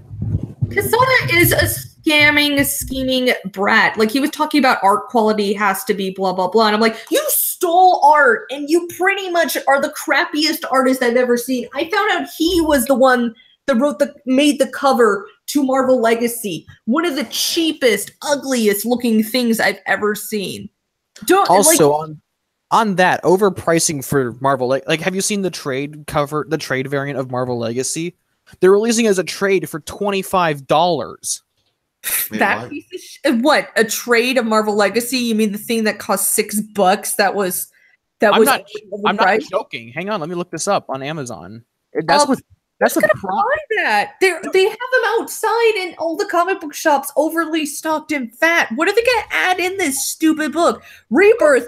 It made sense. Okay, so with Prime pricing, because my parents have Amazon Prime and I share an account with them, it's $25, but the listing price is $40, and it contains Marvel Legacy #1 with the primer pages. So what, 20 titles? That's 60 pages worth of material. I can still get the entire Journey into Mystery collection for half of that. And that's a problem because and the Avengers No Surrender mini maxi series that they're doing right now with Wade, Ewing, and Zub, that costs $50 for hardcover. And that's only 16 issues. And that goes to show like just how greedy they're getting. And that's the problem. We gave them an inch and now they're taking a mile. Because they're horrible scumbags. Surprise. Okay, hang on. I'm going to send... Terrible company, and I kind of am like, I'm a terrible person, but I think there needs to be a purge of everyone. Like, look, whoever's above Quesada needs to go. Quesada needs to go because it's not only Alonso who's responsible. Oh yeah, him, Bravewort, and has to go too because he's a terrible editor, and he also actively incites fans. Wait. What did Link say? Dan Buckley is the guy above Quesada. He's the publisher. Okay, Buckley's not bad, but Bravewort actively incites fans to be angry. Like, yeah, well, during the controversy when Cap was first revealed to be a Hydra sleeper, Bravewort said that the anger was a good thing. No, yeah, you're right. But they're all into that idea. That's why they do half of this junk. They've been doing it since what, 2010? They've been doing it because they think Civil War was based around anger, rage, and shock value. So 2006. They're crazy. They're fucking nuts. They all went insane, and they're stupid idiots for it. So I hate to say it, they have to purge the whole entire hierarchy. All of them have to go. That would be really difficult. But yeah, no, it's not difficult when the board itself, that's owned by Disney, will want to do one day a purge. Because let's face it, their sales are tanking. If they can't get them back up, there's gonna be, and I kind of hope so, because then maybe we'll finally get some fixing in a lot of books that they refuse to acknowledge need repair. But yeah, I just sent y'all a picture of my bookshelf, and that's about. Like, look at the thickness of like those More Than Meets the Eye trades compared to like the ASM Renew Your Vows Volume 1. Like, they have more issues per book, including bonus material. All I see is an Amazon.com in the thing. Oh, that's in the Discord. Oh, okay. Dude. Yeah, that's really nice. I'm trying to look for Renew Your Vows, actually. That's the problem. The Renew Your Vows trades? Yeah, I'm trying to look for them. No, they're on Amazon. In this picture, where are they? They're next to the Transformers Windblade and they're between Transformers Windblade and Avengers the Initiative. They're tiny. They're about half the size. They're half the size. 5 issues a piece. That's their thing. They only have 5 issues a piece for the trades because they're just scam artists. Well, Renew Your Vows Volume 2 has 6 through 12. That's 7 issues. But yeah, the point is that they have such terrible paper quality and such little bonus material such terrible paper quality that like that a single trade of More Than Meets the Eye could probably eat both of them and still have room. Yeah, and so why would you on Earth? It seems like it's the death of Marvel to me. I am furious at them. I've been furious for about 10 years. I would have been fine, actually. I would have been fine for a while because I just stopped reading Marvel and I was okay with that. The only reason I'm so enraged is they tried to trick me. They trick me, and that's how they act all this time, is tricking me to try and make me buy their books, to comply with them and eat the poison. Because they tricked me constantly because they're like, we may bring this back. We may bring this back if you buy the books. No, it's a lie, and that's why I'm so enraged, and that's why I'm acting out now, is because you tried to trick me, a person that refused to buy your books ever again. Why? And you betrayed my trust. I ain't going to deal with this. Yeah, like one of the reasons I started writing from the neighborhood was that I just got fed up with waiting for one more day to be resolved. So I'm like, fuck it, let's go back to pre-Civil War and try and fix things from there. It'll be resolved. I'd rather it now than another 10 years. It's kind of like ripping the Band-Aid off as opposed to like slowly stitching it back together. I'd rather have it now than wait another 10 years. Can we curse him already? They're trying to make. It's like when you got rid of Lois Lane and Clark Kent. No matter how many times you break them up, they're gonna get back together. They're gonna everybody's gonna remember that romance. Yeah, some people are okay with Wonder Woman, but it seems like that's it's really Lois Lane and Clark Kent, guys. Like I don't have a problem with Clark and Diana, but I prefer Clark and Lois because it humanizes Superman and doesn't make him like stuck up in the clouds. My entire problem with the New 52 Supes One Day romance has to do with the presentation of it, because it basically goes like this. Wonder Woman and Superman are sitting on a roof. Wonder Woman says to him, "Hey, do you ever feel lonely?" Superman says, "Huh? Sorry, I couldn't hear you from the sound of how lonely I am." And then she says, "Sure." And that sounds like a scene from The Room. What did he say? Because he says, "Sure," and that's the entire basis of their romance. What did she say after that? She says, "You want to make out?" Oh, that's basically it. Sure. That's basically how it goes. I mean, it's not exactly how it went line for line, but that's the spirit of how it went. It just sounds like you took a scene from The Room.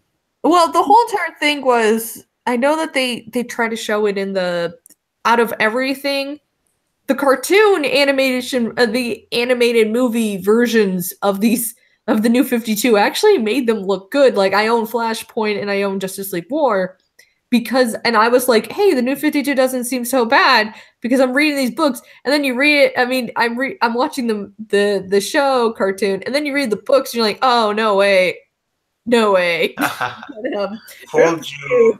You read the bad book. I'm like, damn, why is this quality terrible? But they kind of displayed it as what I've noticed throughout that one is that Wonder Woman was just crazy. It was very, very battle ready and very thirsty for war and stuff. And she seemed a little bit more bratty or not in a bad way, just that she was naive. She felt that she was being restricted. That's her thing. She's like, I want to be respected. And that's like, she didn't think so. So I was kind of waiting for at least one point where she was smacked down a peg and she realized that what her mother and everybody else was saying was true, because she was too brash. Yeah. I mean, I'm just glad we've got pre-Flashpoint Supes back. And I know they did Superman Reborn, and he's kind of a little mishmash of pre-Flashpoint and New 52 continuity Superman, but I'm glad we have some semblance. And did you guys read the recent Flash issue? No, I didn't. No. I don't think you guys care about being spoiled. Spoil me. Basically, Barry lost the Speed Force, and now Wally is the new Flash. I knew it. I knew that was going to happen. And you want to know what? Barry's kids are just going to go inherit it. Yeah, and then I think that's a lead into Flash War. But during the annual, they made a point of I'm gonna have to start reading more DC now. They made a mention of Dr. Manhattan screwing with time. They didn't mention him by directly, but they mentioned something about something messing with the time stream. And in the recent issue, Gorilla Grodd took the Speed Force away from Barry, and Wally stopped him. And Barry's like, "I'm not the Flash anymore, Wally. You are." And during I'm not sure what they're going to do with Black Wally because they've got 2 Wally Wests running around. I'm pretty sure Black Wally will stay as Kid Flash because Christopher Priest is still using him in Deathstroke. I mean, he's a pretty interesting character as long as they write him well and so forth. And he's not. It was just weird to have him as Wally West and he's black, and it was like, is this our Wally West or what? Yeah. And it was like, no, it's a totally different Wally West. It's like, but you still have our Wally West, so it's all good, right? Fine. Yeah, they're different age groups too, so it's fine. And it's revealed they're just cousins, and both the sisters or whatever of their parents are like, I want to name my kid Wally after Grandpa. You can't name your kid Wally. It's like, yes, I can, and so they're both named Wally. So okay, I like how they just resolved that by saying their parents are weird. Yeah, pretty much. I thought they were both owned by the same mom, and it's like our mom just really likes the name Wally, and it's like no. Our mom couldn't think of any other name but Wally. Yeah, let's get the W name. It's their grandfather. They're named after their grandfather, but but they're making a definite shift towards the pre-New 52 continuity. Like they've been making definite tracks towards it. Yeah, and you want to know what? You get to meet Barry, which is really nice. And doesn't he have and we already seen in Flash Rebirth that they have shown his kids or something like that. I think so. He's got like 2 of them, right? I think so. But I'm actually kind of interested to see how Flash War goes down because they make a big point of him like remembering his kids. Wait, holy shit! I just realized. So DC's doing the right thing and bringing back the Gingers alongside the Black replacements. Yeah, why not? Jeff Johns is killing it as the DC Chief Creative Officer. All hail Johns. All hail the Serial Lord. I'm just happy that like they're not outright replacing them with. No. Well, that was their big thing in New 52. They just replaced all the redheads with black people. And that became the new joke was redhead is the new black. Even like Tumblr kept showing like stating that like in fact Homecoming Michelle everybody thought was Mary Jane, so they stuck her into it. They were all like, redhead's the new black. It's official. Did anyone see the April O'Neil's new design? Oh yes. No, but she looks like what's her name? Riri. No, Moon Girl. No, it's that girl from the original '90s Teenage Mutant Ninja Turtles. I didn't watch. Are you thinking about the '86 version or? No, yeah, maybe it's the girl. It's the brown-haired girl that was just like Irma. She looks like. That's why I don't like her. I'm like, I don't mind if she was black or something, but why does she look like damn Irma? She doesn't look anything like April O'Neil. She's not April. She's Irma. You just wrote her as April because you know that'll sell. They only changed her name. Kind of like, oh, I don't know what Marvel does with their all new, all hip characters. It's like, you know they won't stand on their own, so you just swap their names with iconic people. Also, Green Lanterns is turning out really well. They're referencing Omega Men, and it's just been going really long. I'm glad that they don't have this obligation to pair up Simon and Jessica together. Just by the fact that they're a boy and a girl, better hook them up. They have like actual workplace chemistry as friends, and I hope they don't become romantic involved. They can't. It'll be weird and dumb. I like him better when they are like I like him as the buddy cops, where they're like, we're space cops, we're buddy cops, and we patrol. But yeah, like in Red Hood and the Outlaws, Artemis and Jason have like genuine romantic chemistry, and I think that might be because Dexter Soy ships them and editorial ships them, but Lobdell doesn't. And I think that writing them as friends, but kind of subtly hinting at a romance, is kind of their best move right now because they do have that chemistry. Yeah, I like how I really gotta read. I'm wanting to get Trades of Red Hood and the Outlaws, the new one, because it's good. Yeah, no. Chudy keeps telling me. I actually met the creator. He's such a great guy. And did you hear him disbend? Did you hear him disbend us? What? So someone on Twitter tweeted at Lobdell, please make Jason a bisexual Latino, and he's like, "What are you talking about? I'm not Bendis." Fair play to you, mate. I texted to him base Lobdell. Oh, I'm gonna high five that, man. It's like, if you want that, make a new character. Oh wait, they did with the Age of New Heroes. Look at that. Because like we got what? We got Silencer, and she's all like, I'm a badass that used to work for Talia al Ghul. I'm an assassin, Punisher, doop de doop. And then we have Sideways, which I'm wanting to read now.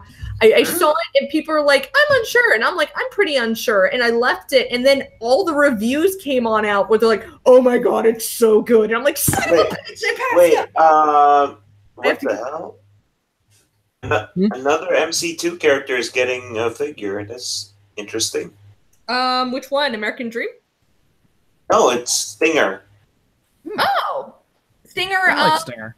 Stinger's pretty cool. Oh, I mean, Stinger's been in there's a Stinger in the 616, which I think might be why it's getting a figure, because Cassie Lang gave up stature and became Stinger in Astonishing Ant-Man.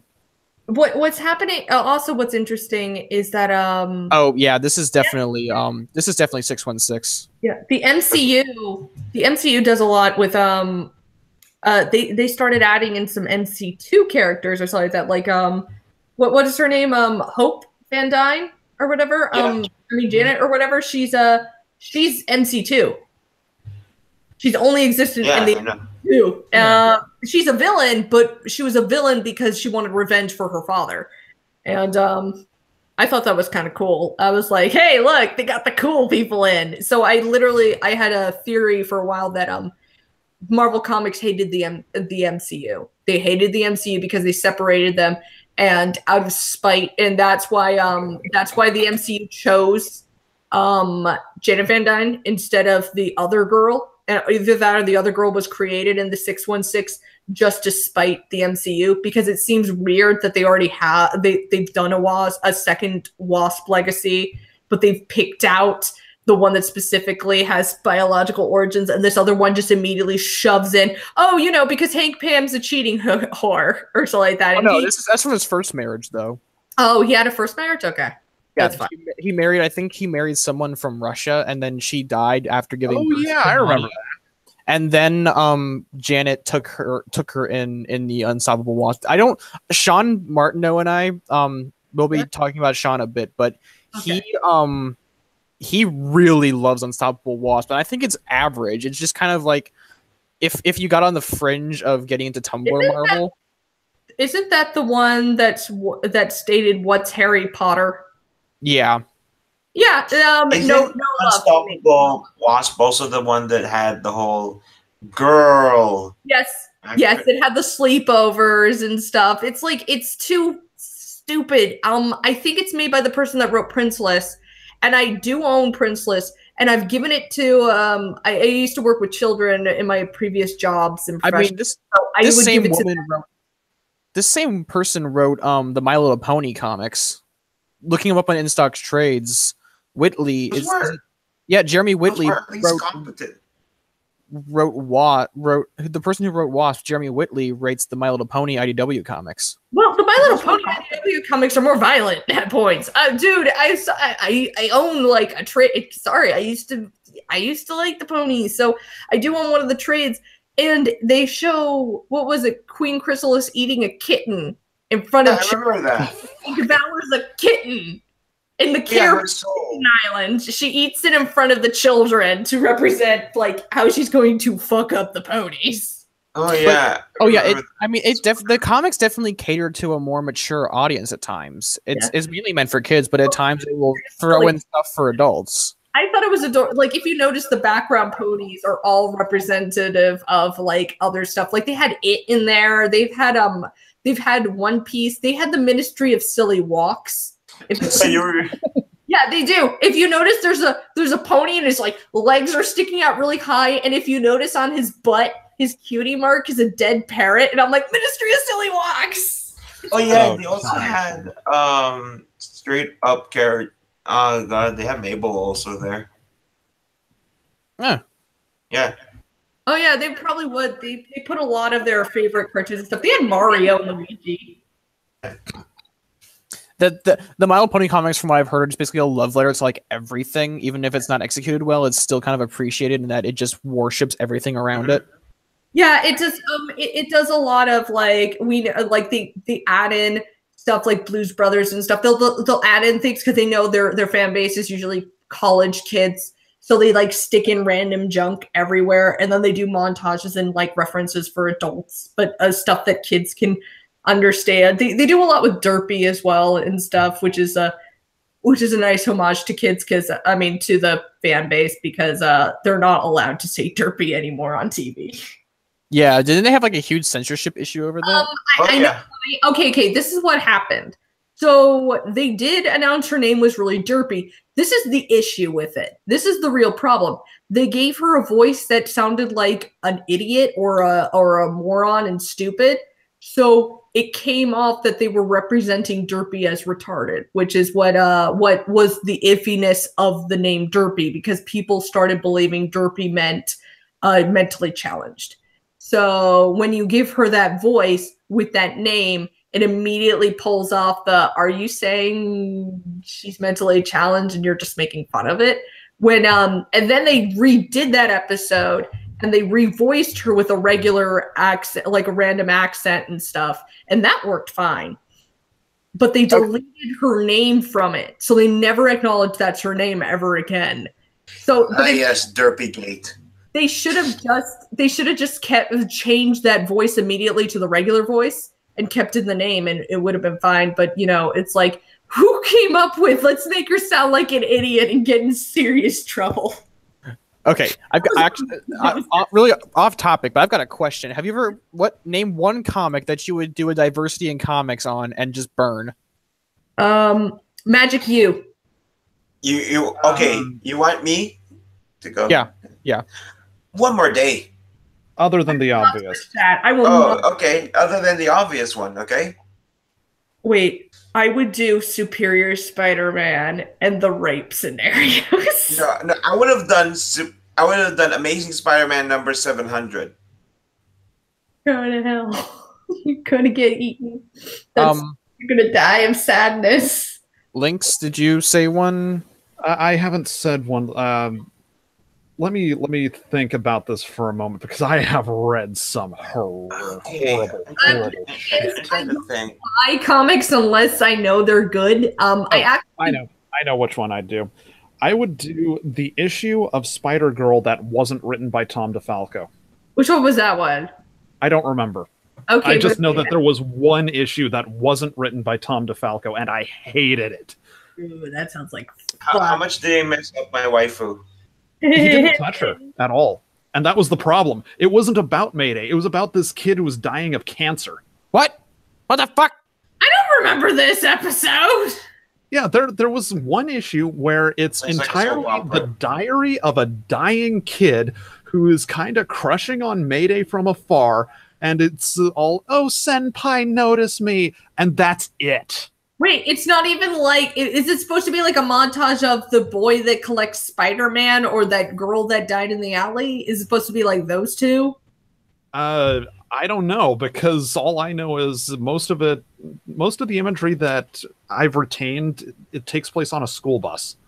I thought like, you know, it was like, I would have thought that if they wanted to do something, some kid dying of cancer kind of thing, you would do it kind of like the boy that collects Spider-Man, and if they're going to die. It wasn't at all like the boy who collects Spider-Man. It was just this kid, his diary and caption box. Nobody actually says anything. There's no real dialogue. It's all told through these caption boxes, and it's all from the perspective of this kid.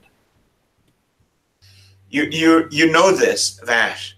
Tell me more. I need to know what it is so I can burn it. Can I He's gonna say which one I'm burning? Yes. Moonstruck. Moonstruck. That sounds so familiar. Moonstruck. Grace Ellis. It's an Image title. Oh, okay. It's horrendously bad. Oh, I get the movie Moonstruck. No, it's look up Moonstruck Image. Is it gonna make us scream? I mean the art might. Oh my god. Let me see this stuff. Hang on. They're story timing it in a co-thread. What the fuck is this? Oh my god, that's actual Tumblr.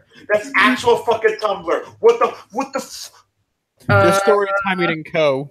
What is this story about? It's one of those coffee shop. It's one of those coffee shop. You know how Tumblr has all those webcomics, like the coffee shop and the ambiguously brown protagonist. Yeah, there's actually there is one series that I did like. I think it was made by Boom. It is really good, and I want to do a review on it. That is called what was it called? I think it's called Brave Chef Brianna, and it's and that was pretty good. It's like I think it's kind of Tumblr-y, but it's really that person did fan art for it. I think Moonstruck. Oh no, it's just people were noticing the art kind of reminds them of Brave Chef Brianna.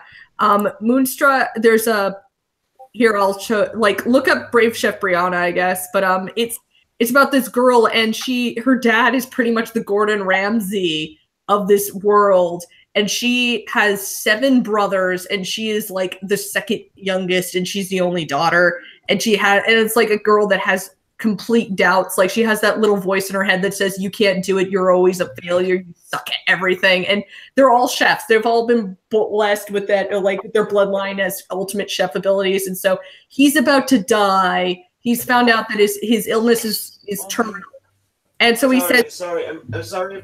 Sorry if I'm not listening. It's just that this whole art." I can stop.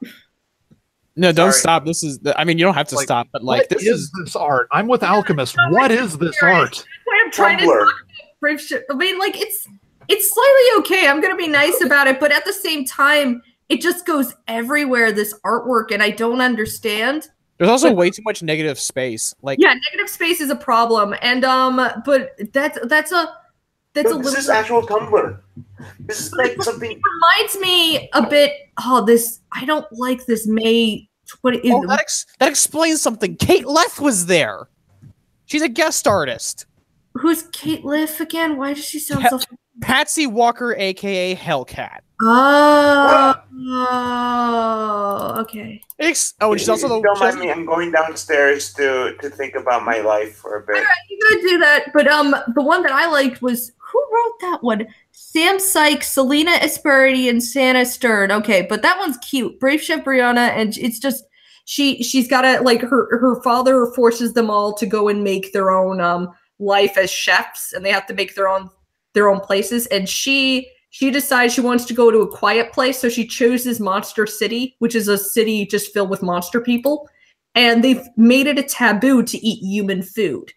And she decides anyway. She accidentally doesn't know that immediately, so she puts real human food, and the monsters are like falling in love with it. But there's this one monster that thinks that all humans are terrible because of racism and stuff from the past. So I guess it's kind of like yeah, or something like reverse racism, I guess, because she really hates humans because she thinks they're all going to come out and like destroy the universe, and like she's going to destroy their culture and stuff. So it was just a really nice kind of sweet story.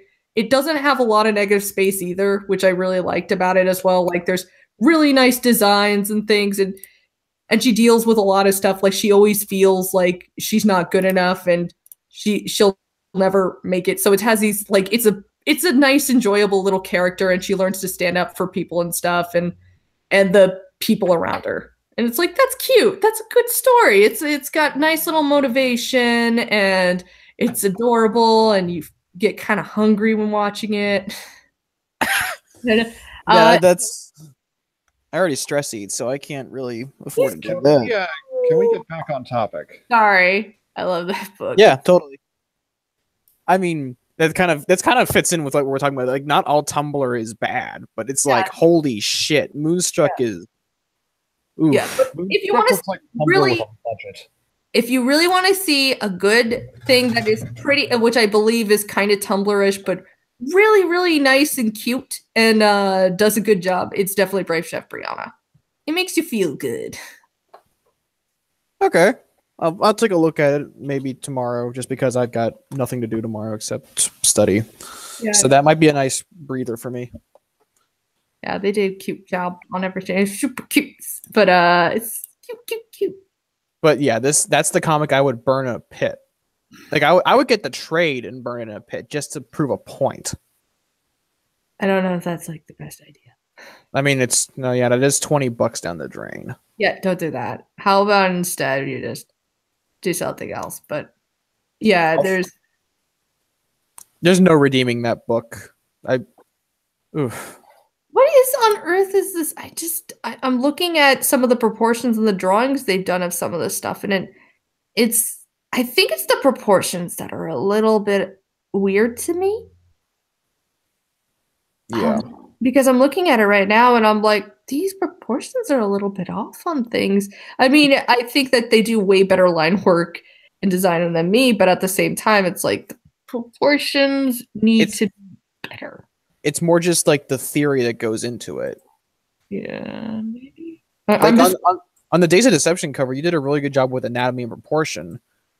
The problem with this is that it's way too curvy. Like there's there's hardly any blocky lines. It's all some kind of curve. Sometimes that works though. Like Lilo and Stitch is done completely with curves, but they know how to. I mean, it's not curves though. It's rounded.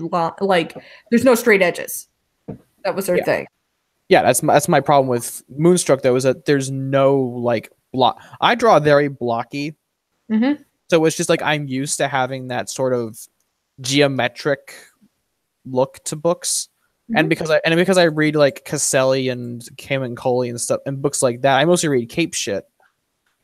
There's a certain kind of there's a sort of artistic standard when it comes to making books, and it's like when you violate that, it's like ugh. It just might be just like a culture shock because this is like way off from Cape shit. I'm just looking at it right now, and it seems like there's that other issue of I like some of the reactions on these characters' faces. They're good, but it deals with a lot as well with, as you said, a lot of negative space, which is a problem with a lot of these books that seem to have way too much negative space and not enough going in the background of detail. Actually, I know why it's like that. Why? Do tell. Most of these artists are like hired from Tumblr. And it's a very common practice in web comics on Tumblr to just have a whole lot of negative space and no background. Well, I'm going to defend that because you're not paid. Oh, here's the problem. This is the problem. It's got all this shit tossed at us, and it doesn't explain anything. So the story. Like in this large panel of the coffee shop, like they have like a man with antlers, a bird person, a skeleton, and a hair thing, but and a guy with two heads, I think. But there's no explanation for it. They never tell why they're here. There's no world building.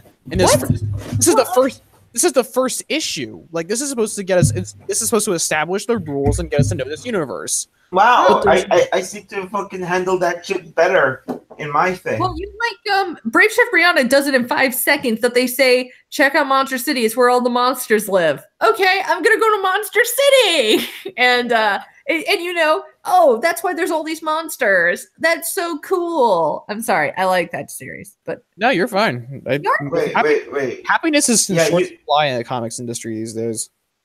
I mean, some of the artwork is pretty good at points, but like also this guy, this centaur, his feet are so tiny. Why is his legs so tiny? He's a pygmy horse. No, he's just so tiny. He's like a little pony, but his body is just like a normal man, but with very tiny legs. He's a midget centaur. No, that's how it works. It just. I don't know. His legs are too tiny. His legs are too tiny. It's just a very bizarro book. I mean, I like some of the artwork, but then again, I'm a girl. But at the same time, I do see problems. It would be nicer if it was like I'm noticing a lot of panels just have a very they're in a coffee shop, so it's going to have a lot of salmon and tan color. But at the same time, there's nothing in the background or anything, so it's always that warm tan in most of the panels. And that even with my lack of detail for panels, like description in my script, I try to at least explain shit in the lore. Yeah, like I looked over your script and it, for the most part, it was solid. There was just a couple problems with like detail, like intricate details. I'm just a person. I'm just a person who really relies on visual information and reading off of your script. And what Nerd can attest to this, when I write for Neighborhood Spider-Man, I put a lot of detail into panel layouts and environments. I mean, it's how we can envision the script. That's why you're able to read it in script format without a lot of worry. It's already there for you to understand. Yeah, I mean, like both of you've seen it, and like, and I've noticed that like none of you really complain too much of like lack of explanation. You know what I mean? Sometimes if there's too much information or too little at points in some stuff that I've seen in my life, like I've read a lot of scripts of different people because of different comic scripts and stuff for people that want to get into the industry or are practicing, and there are issues with them that I've seen, like people sometimes don't write them well, or sorry, I'm just looking at the artwork of this person. They have some like nice facial expressions. I do like that, but but I don't like how someone's side profile makes their noses look like muzzles. You know? Yeah, no, that is a thing that you gotta have better reaction stuff to that. This is I don't know. Like, there's something about it. It just does. It's not to my taste either. The Moonstruck series, it's just not my taste. Yeah, just shoot it. Yeah. Okay. But here's an idea. Here's a question for you guys. If you could be an artist and you could draw on any style, what style would you? What artist would you love to draw like? That's a good Who's question. in charge of the Nova books under Dan Abnett and Andy Lanning? Because that's the style I'd want to draw like. I mean, Lanning's the artist, isn't he? No, Lanning was co-writer. Who am I thinking of then? The writers. Who's doing the art for Gwenpool? I'm really bad with names. Who's doing the art for what? Gwenpool. Oh, that guy. Hero. Yeah, him. I want to use his. Actually, it's a she. Actually, I think it's two. It's two people. I think. Well, that's nice. I think they're either. Oh wait, yeah. That person's criminally underpaid. They worked on the Power Pack crossover books. Yeah, yeah. They also did the Avatar books until Legend of Korra. I've got a bone to pick with Legend of Korra just because the art is like a serious downgrade. Like Irene Coe is a serious fall back. The creator left. Like, remember when Anime Hunter was announcing that creator? Well, it was Hellcat's artist dumped that book or something like that to go and do Hellcat or something like that, and that's why the book was delayed because she left in the middle of it or something, and so they had to get a new artist. Oh yeah, like Brittany Williams or something like that. Whoever was in charge of it, left the book to do a Marvel book instead. That was Gurahiru. They went to do Gwenpool. Oh, okay. How dare she? Yeah. And so like when it's just more like I don't hate Irene Coe, but I look at Irene Coe's art and there's a lot of problems with it. For one, it's really sketchy. Like the panel layouts are sketchy, the character layouts. You can see like the sketches used to make anatomical poses in the background. It just looks really rushed. Yeah, like if you look close enough, you can see like sketch lines in the background, like under the layers. What? Yeah, under the coloring layers, you can. If you look hard enough, you can see the pencil linings. What's her name again? Irene Coe. I thought you were talking about Coe, the board. Or it's really rough. Or it's really rough layout art. Like I've been able, if I look hard enough, I can see. Oh, that girl, yeah. I like who's the other artist for Gwenpool, the more cartoony style. Here is the main artist, but Irene Strachalski is the main artist, is the side artist.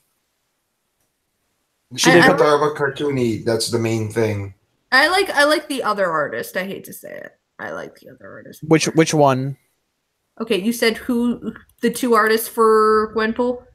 Gurihiru and Irene Strachalski. Gurihiru. Yeah. Sean Chen is the name of the artist for Nova. Ah. But yeah, this was a really you can tell that this was really rushed out. Like I don't hate the story much, but like you can tell when you look at Ko's work that there was a lot of parts where it was just rushed in. Like there's copied pasted backgrounds and the coloring is absolute shit. Yeah. But it's like, oh my god, like this could like if you look at Gurihiru's art, it's amazing stuff. But when you look at Ko's, it's just a serious downgrade. But she ships pharmacies, so it's okay.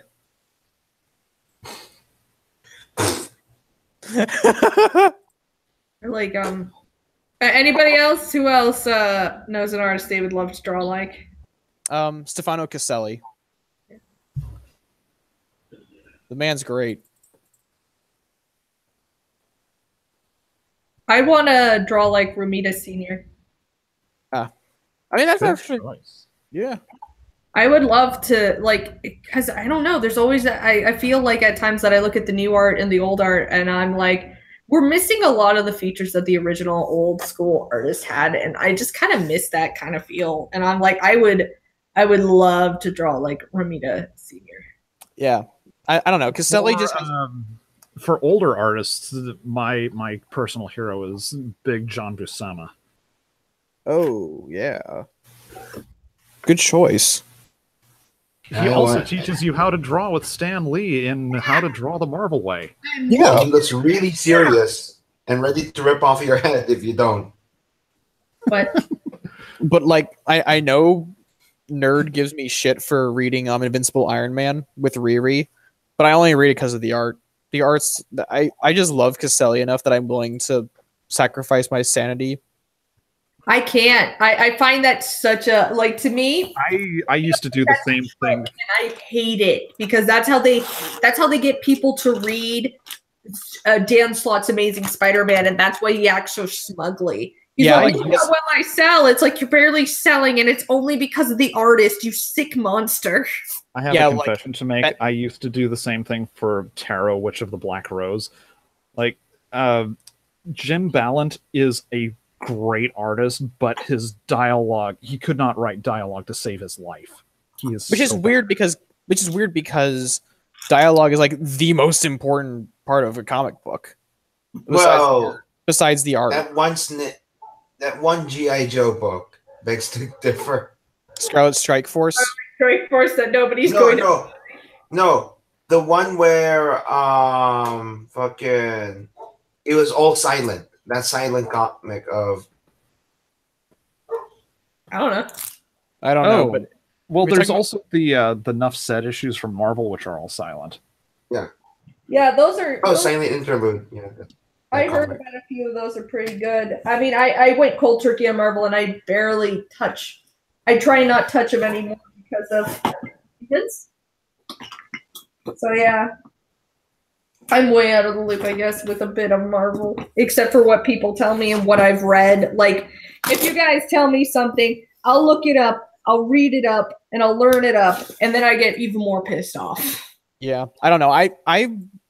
The reason I read Bendis and the Slot books is because they get very pretty artists. Like Silver Surfer, they got Mike Allred, and he's just a fantastic Silver Age era artist. Like he invokes the Silver Age in his art. But except to me, they only do it because they know you'll buy it for the art. It's never about the quality of the writing. And I know. I do judge the writing. Believe me, it's horrendous stuff. But it's like when Bendis gets like David Marquez and Sarah Pichelli, he hogs those artists, and I hate him for that. But it's like, oh, I gotta get that art because I mean, do y'all like Pichelli and Marquez or? I tried it. I actually can't remember names of people. So Marquelli's art, I don't have any actual problem with. What I have a bit of a problem with was the design used for Gwen once she took over. Yeah, that is true. I think it's more. I much preferred Metal Gwen over Goth Gwen. Yeah. Oh, Just because you like that music. wait, you're talking about the artist There is that. Spider-Man? Yeah. Spider-Man, yeah. I like the last artist for it. Yeah, the later one that wasn't Metal Gwen. So yeah, I like that new. That was David Marquez. Yeah, I like his work. It's beautiful. He did the first 5 issues of Invincible Iron Man after Secret Wars. Yeah, I still wouldn't touch it. Like Ryan Stegman, I worship a lot of his work. Like you could see enthusiasm. Like he puts a lot of detail in this. Oh yeah. But I love the way that Stegman draws Mary Jane. I will not read.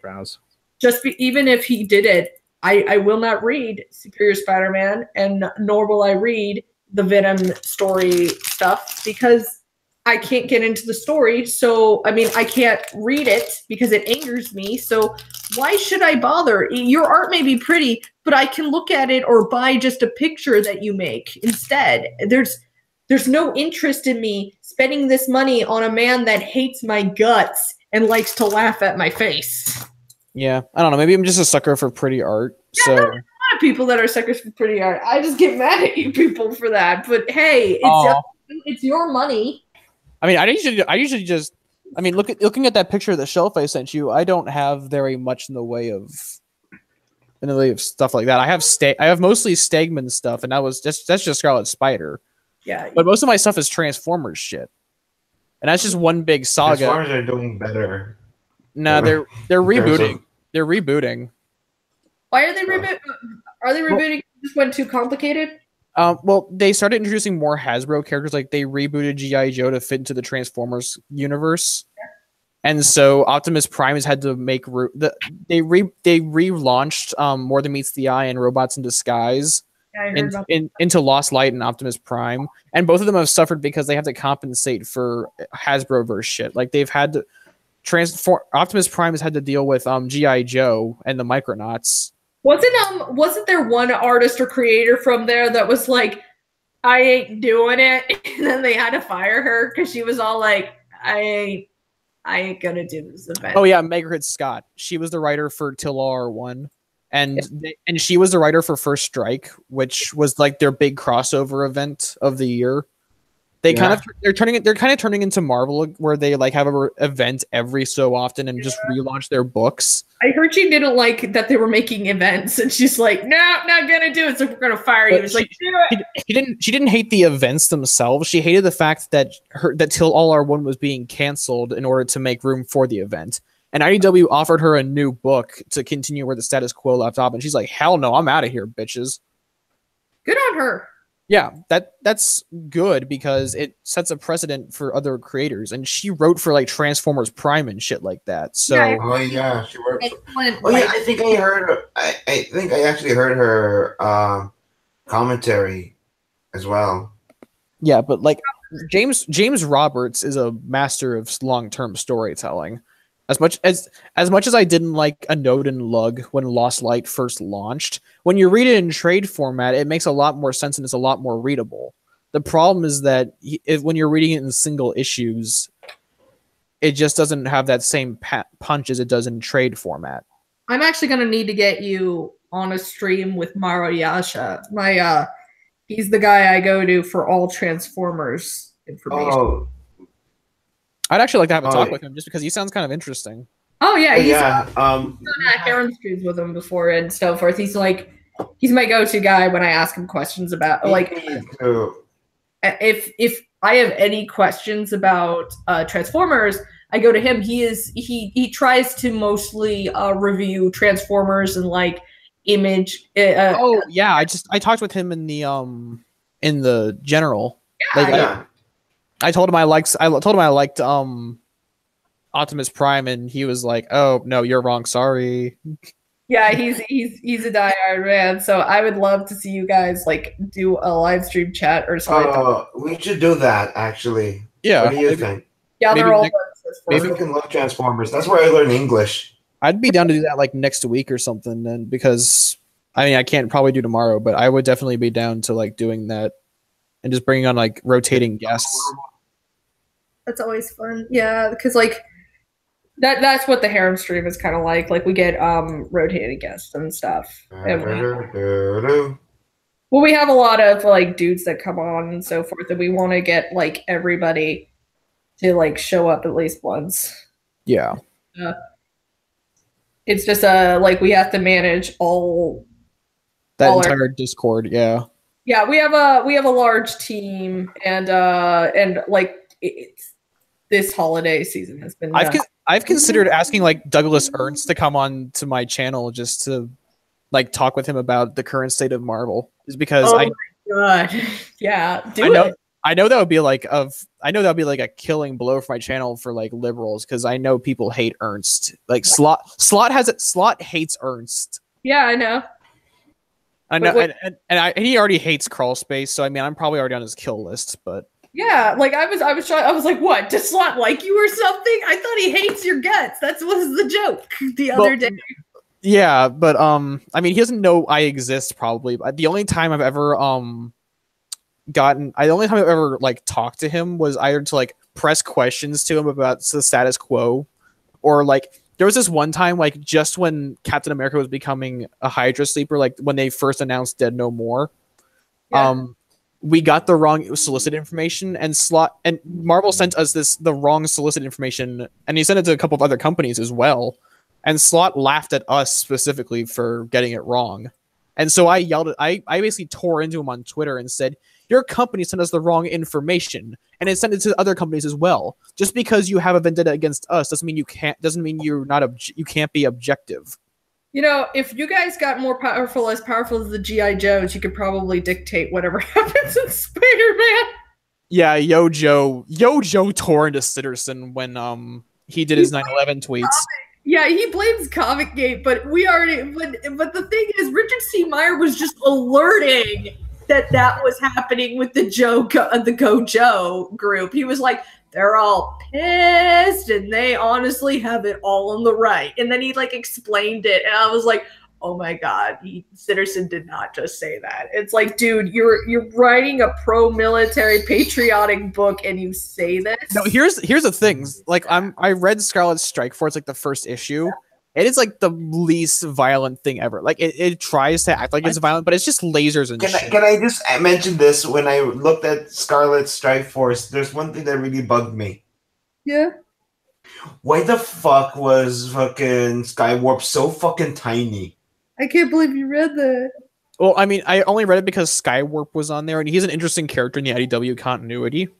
That's apparently why everybody was like, I'm disappointed he's in it because he's my favorite thing in the universe, and he has to be in this sucky book. It's cool. It's really cool, actually. I'm not really fond. I don't really have like a fascination with Skywarp, but he has plot points carrying over from X-Robots in Disguise. So I wanted to go check it out to see how those plot points would be resolved. Yeah, that's cool. The problem with him in this book is just that. No, can I just talk about the fact that he's a Transformer and he's fucking tiny? Yeah, like in the post All Hail Megatron continuity, like they're massive. Like remember back during the Pat Lee days when he'd make Devastator as tall as a skyscraper? Yeah. Like they're tiny in comparison. Like they barely pass for like 2 stories now. Somebody needs to acknowledge that. So is there a thing where he was shrunk down because Micronauts to be the size of a normal human? So what you're saying is that Michael Bay did a better Devastator. Well, yeah, it took a couple dozen computers to make him, but I mean, actually, in All Hail Megatron, Devastator was pretty more like Big Cuck Sitters. Okay, you got me. Yeah. But like, okay, is there a reason why Skywarp is really tiny and transforms into a tiny jet for like this Joe guy to fucking sit on? I mean, I don't know. I mean, it could be some kind of forced mass displacement because they've established that technology exists, but no, but like I think they just wanted to slim him down because they probably thought they were too big. They should have maybe like explained it better. Like maybe if they stay on Earth or on certain planets for too long, they start shrinking and adapting. That's stupid. Well, I'm sorry. If they're shrinking, you gotta have an explanation, and that's the only one I can think of. IDW explaining things. Oh, please. That's nobody in today's time period. So at the same time, maybe they do need a rank. He grew back into being giant now, and then like nerd. I took the time in front of the neighborhood to explain how Ariusly's powers work. Oh yeah, that's true. Oh, no, you haven't seen it yet, but I take the time to explain how Hummingbird's powers work. Oh shit! Like I know. How does it work? Because I actually have her listed in one of my things. But you do a good job at explaining like most of your stuff when you do it, like with Silk and everything else. You did a good job. Yeah, what? Read the book. You'll see when the Kane arc rolls around. Okay, oh my gosh, Kane arc, yes.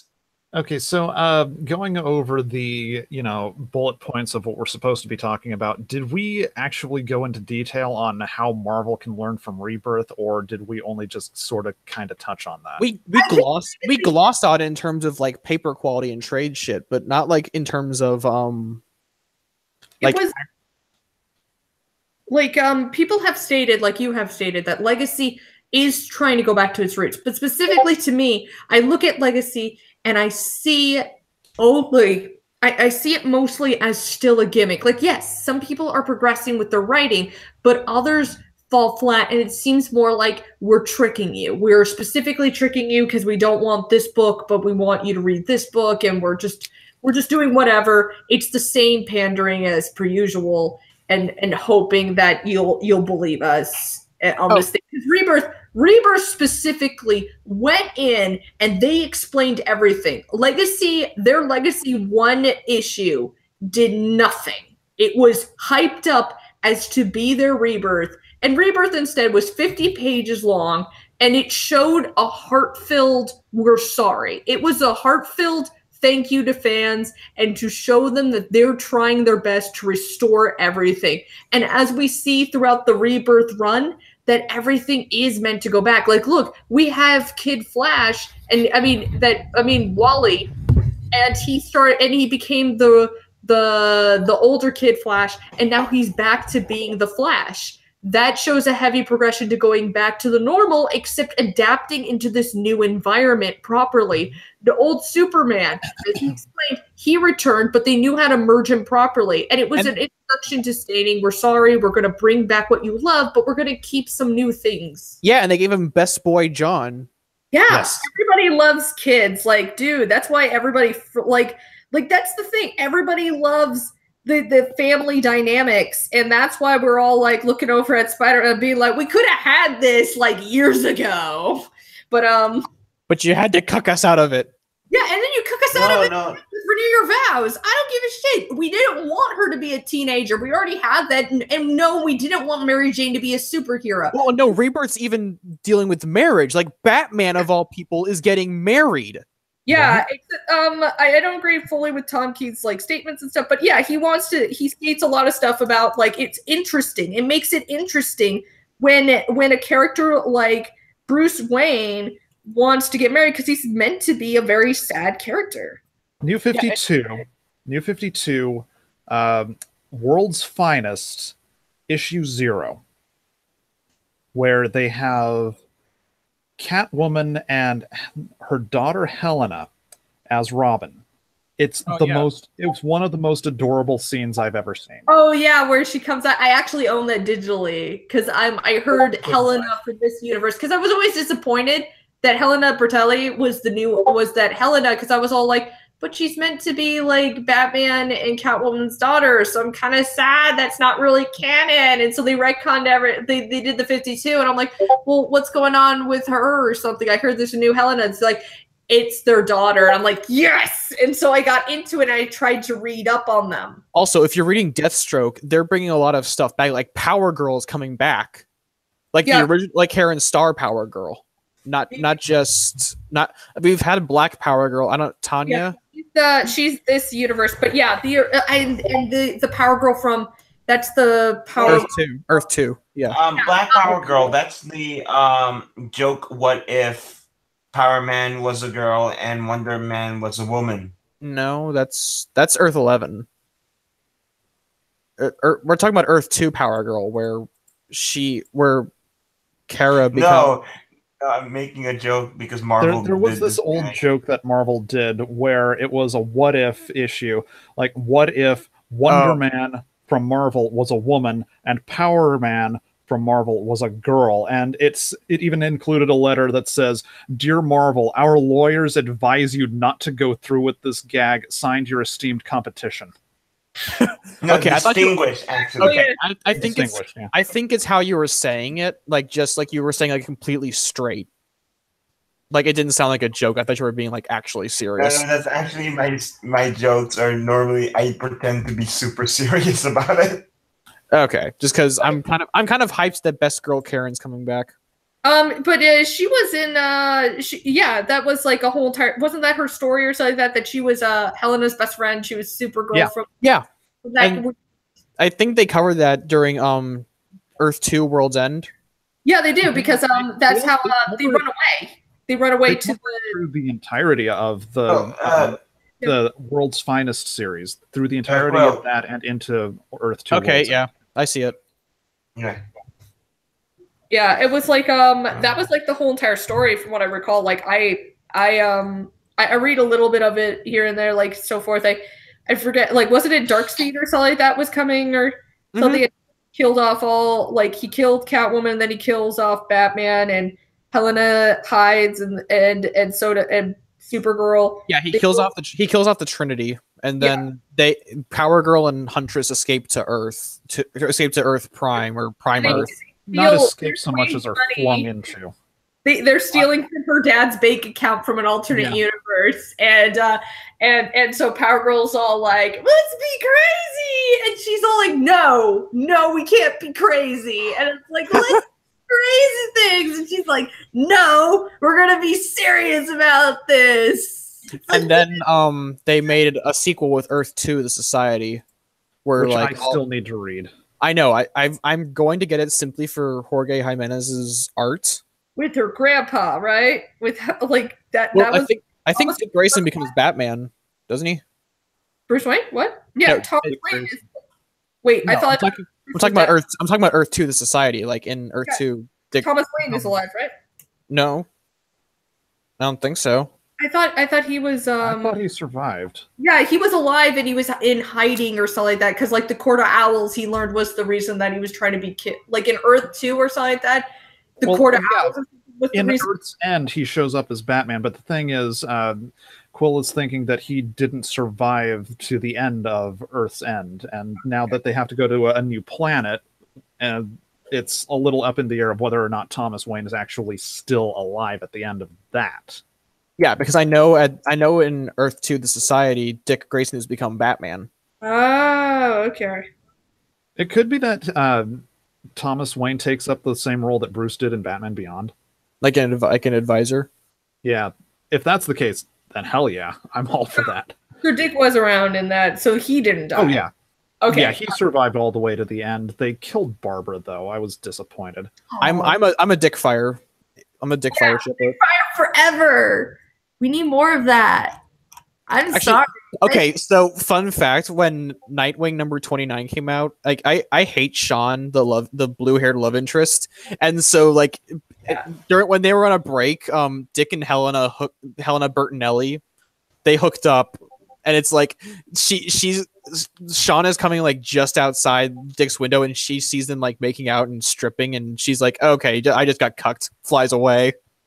I have a question about that. So Helena Bertinelli in that universe, is she Helena Bertinelli, or is she the Hunter from Earth 2? She's Helena Bertinelli from the Prime Earth. She was the head of Spiral and Grayson. Oh, thank God, because I was all like, dude, that's your sister. Yeah, basically, but okay. So what I was in the co-thread when that arc released. Yeah. And like when they show those 2 pages of Dick and Helena like stripping and basically about to have sex, it's like the replies were hilarious. Like Sean BTFO'd and like the cuckening. Jesus fucking Christ! I have to go on Co more. Like I actually don't go on Co because I used to go on Co a lot years ago, and then something happened where the entire culture went through this massive shift and stopped being fun. Poll happened. With what? Like, what did Poe like? Was it because of all the SJW junk? Kind of. It was more just like Pole saw an opportunity to come in during the it was during I think the SJW surge in 2014. No, I'm talking about years before that, like circa 2012. By the way, I think I have a gift for I'm Paul. just saying, it would have never. This SJW shit would have never happened if they didn't go through with some shit in 2007. Just saying, this is karma. This is karma. There are 4 words that someone must never use, but it has come to this point where every so often we have to say it. Pole was always right. Oh my god, where's that fucking thing? I have. Okay. Hey, you're gonna go and do some stuff. Okay, I was in the poll threads. Like, you know how Shia LaBeouf had those flags for "He Will Not Divide Us"? Yes. I was in those threads when it happened. It was hilarious. Like the amount of shit they were doing in the thread. Like they were using like advanced trigonometry and shit to find a flag in Greenville, Tennessee. They found it. Yeah, they took it down and replaced it with a mega hat and a Pepe shirt. Yeah, the meme historian like did a whole entire documentary thing about coming back too for another season. Shia LaBeouf is trying to do another flag. He's trying to do. He's doing it in France. He's doing it in France. They found the flag and someone tried to steal it, but they got arrested. Well, they found it. It's on. You want to get a drone? It'll be great. Get a flamethrower attachment. Oh my god! Do that. I want to see it. Get an Elon Musk one. You know what? You want to know what? If I was a celebrity, I'd totally be doing this, but I'd be encouraging Poe to go get it. Be all like, ladies and gentlemen, you are listening to Shit Posting with Quill Sniv. Hey, Quill, take a look at what I sent you. This is like the best summary of a poll. Meanwhile, on Pole. It happens. I mean, I don't agree with some of Pole's politics just because they're like the politically incorrect. But when they want to get shit done, they get shit done. You have to admire them for that. That could probably save the world if we knew how to negotiate with them. The problem is that something that's like scary is that they managed to call in a Russian airstrike on an ISIS stronghold. Yeah. I remember that. It's kind of scary how much influence they actually have. They have literally caught pedophiles before. Yeah, and that's what Gamergate was all about. That's what kind of mid-era Gamergate was all about, like catching pedophiles in the gaming industry. Yeah, to catch a predator. They've literally found they just recently found out one of their own was a pedophile, like a sex pervert, and they dragged him out, tied him up, and brought him out into the city and announced him as a blasphemer and hung him high to dry. They do not, unlike the anti-Gamergaters who sweep them under the rug and hide these people. No. The Gamergaters grabbed him, dragged him, exposed his ass, and then went to town. These guys don't fuck around. Like, fuck around, and you gotta honor that. It's like, damn. Like, even if you don't agree with the politics, you gotta give them props for the amount of work they put in. Oh, absolutely. Yeah, go get these as the pedophile hunters. It's like, yo, we're gonna get Gamergaters in here. They're gonna stop some. Hey, did you see this? This is I'm sending something to Nerd. You did? Okay, let me see. It's a flaggy man. But ladies and gentlemen, this has been Shit Posting with Quill Sniv. Now back to your regularly scheduled program. Okay. But I remember like talking about Comicsgate like a couple of days ago in the movie theater thread, and there was a huge fight over whether or not Gamergate was effective or not. I think it was Shizen. Somebody went. Someone said to go Allahu Akbar yourself, and I'm like, okay, guys, I just step in there and go, okay, guys, tone the fuck down. Yeah, they get a little bit nuts at times down there. It's really she's an edgelord, and I had to tell they think they're an edgelord, so they'll do all that stuff, and I'm like, I bet you don't even go on 4chan. Don't do that. I was like, okay, so let's think about this rationally, because as much as I like Comicsgate and supporting titles that are actually good, we have to remember that Gamergate was popular because video games are a huge consumer right now. The problem with Comicsgate is that comic books are a very niche medium. It's not vogue anymore. Like during the 90s, if Comicsgate was a thing, it absolutely would have taken off, but it doesn't have that same impact that it does now, that it did back in the 90s. We would love for it to be revived like that, but it's a dangerous market right now. At least into this one, I find it a little bit easier for us to deal with because it's a small niche market. Because let's face it, the Gamergaters had to deal with a bunch of these creepers. Like, I'm sorry, Anita was siding with people that are obviously sex offenders and pedophiles, and they were putting in money into media outlets to blasphemize Gamergate and stuff. Do you know how annoying and frustrating that must have been? Like, oh yeah, I was part of Gamergate. I was part of it. Like I've researched stuff, and I'm like, they're really not dangerous, terrible people. And FBI has even stated they're really good people. Meanwhile, the anti-Gamergaters were stealing and scheming, and they were pretty much just making artists. The thing was with Gamergate, right, is that like it was really a narrative.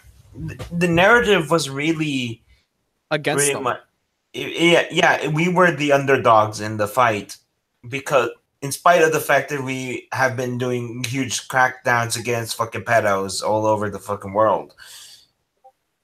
Because and that's why you want to know what I found so funny was Gamergate warned to have this junk happening as soon as Cuphead came out. All I could see was this big joke because that guy couldn't play the game. And then that one journalist, everybody was joking about that, and then all the journalists came up and said, "Well, games are just way too hard now, and they should be a skip button on box." Yeah, didn't Appa talk about that? Yeah, but here's I thought it's even funnier. As Progression came on, I was just making a joke about it, going like it's pretty much that Gamergate warned you about this and you just executed them, and now they're taking over. It was kind of like, hooray, we defeated Gamergate, hooray, now the journalists can say whatever they want. All right, now let's get down to really important things. Hooray, what do you want to say, journalists? We should make games super easy and skip boss battles. What? Okay, can I just say this, right? Oh, yeah. They're fine. No. Yes. There was a thing in the Mortal Kombat MKX fucking story mode that I didn't like, which was to skip hard fights after you lose repeatedly because you suck. Well, I'm okay with that as long as they make fun of you. I mean, Nintendo is really soft about losing. Like in the Pokemon games, they don't really. There's not really any real consequence. You just lose a bit of money and you have to run away. Well, no. The thing about that though is that you lose a bit of your money, and you still have to go back, and you still have to do it again and again. It doesn't make it any easier. I do notice that in Mario Odyssey, they'll if you die too many times, a dude will come on out and offer to sell you extra 3 hearts. And I find it always a humiliation because it's always like, the game just told me I suck. I remember one of the first titles that launched for the 3DS, so Super Mario 3D Land, or was it 3D? Wait, guys, can I haven't actually finished my point. Okay, yeah. I really didn't like it, and then my nephew was like, "Oh, it's so hard. I just skipped the final boss battle," and it's like, "Wait, they kept that thing in for the final boss battle, the story mode? What the fuck?" What? They skipped the match in the story mode feature for the final boss. In Mortal Kombat what? X. Wait, I beat the Mortal Kombat boss. You beat? Yeah. And that's the thing that really bugged me is that it wasn't hard. It wasn't. He was like, "Oh, it's so hard because I'm not used to Cassie," and I'm like, "Bitch, you fucking do it. Do it like a real man."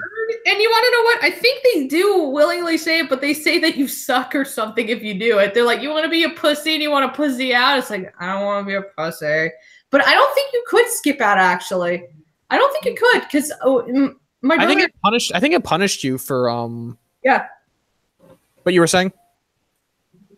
No, he was able to skip the last. We have to be punished though, or they'll mock you for it. Is the thing. Like what was it? The new one of the Wolfensteins.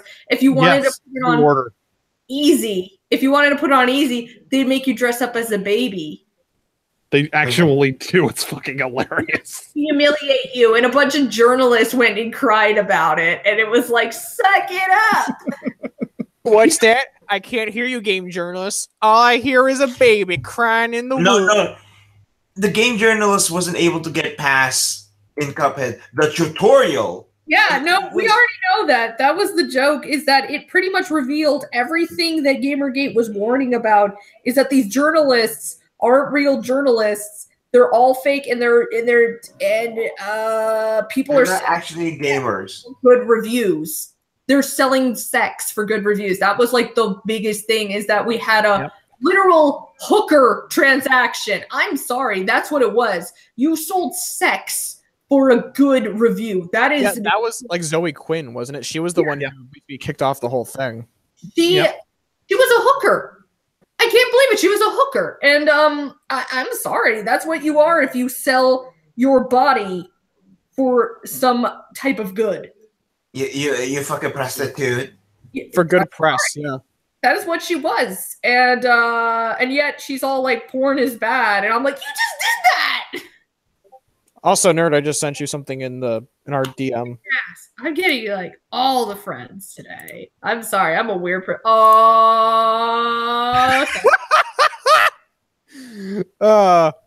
got you.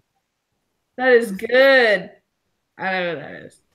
That's man. I love how you draw eyeshadow and stuff like that. It's gonna be it's penciled in. I'm probably gonna when I upload it into the computer, I'm probably going to it's probably going to have to be reshaded just because. I really like it though. I'd love to learn how to draw like that, like the eyes and stuff. Show me here.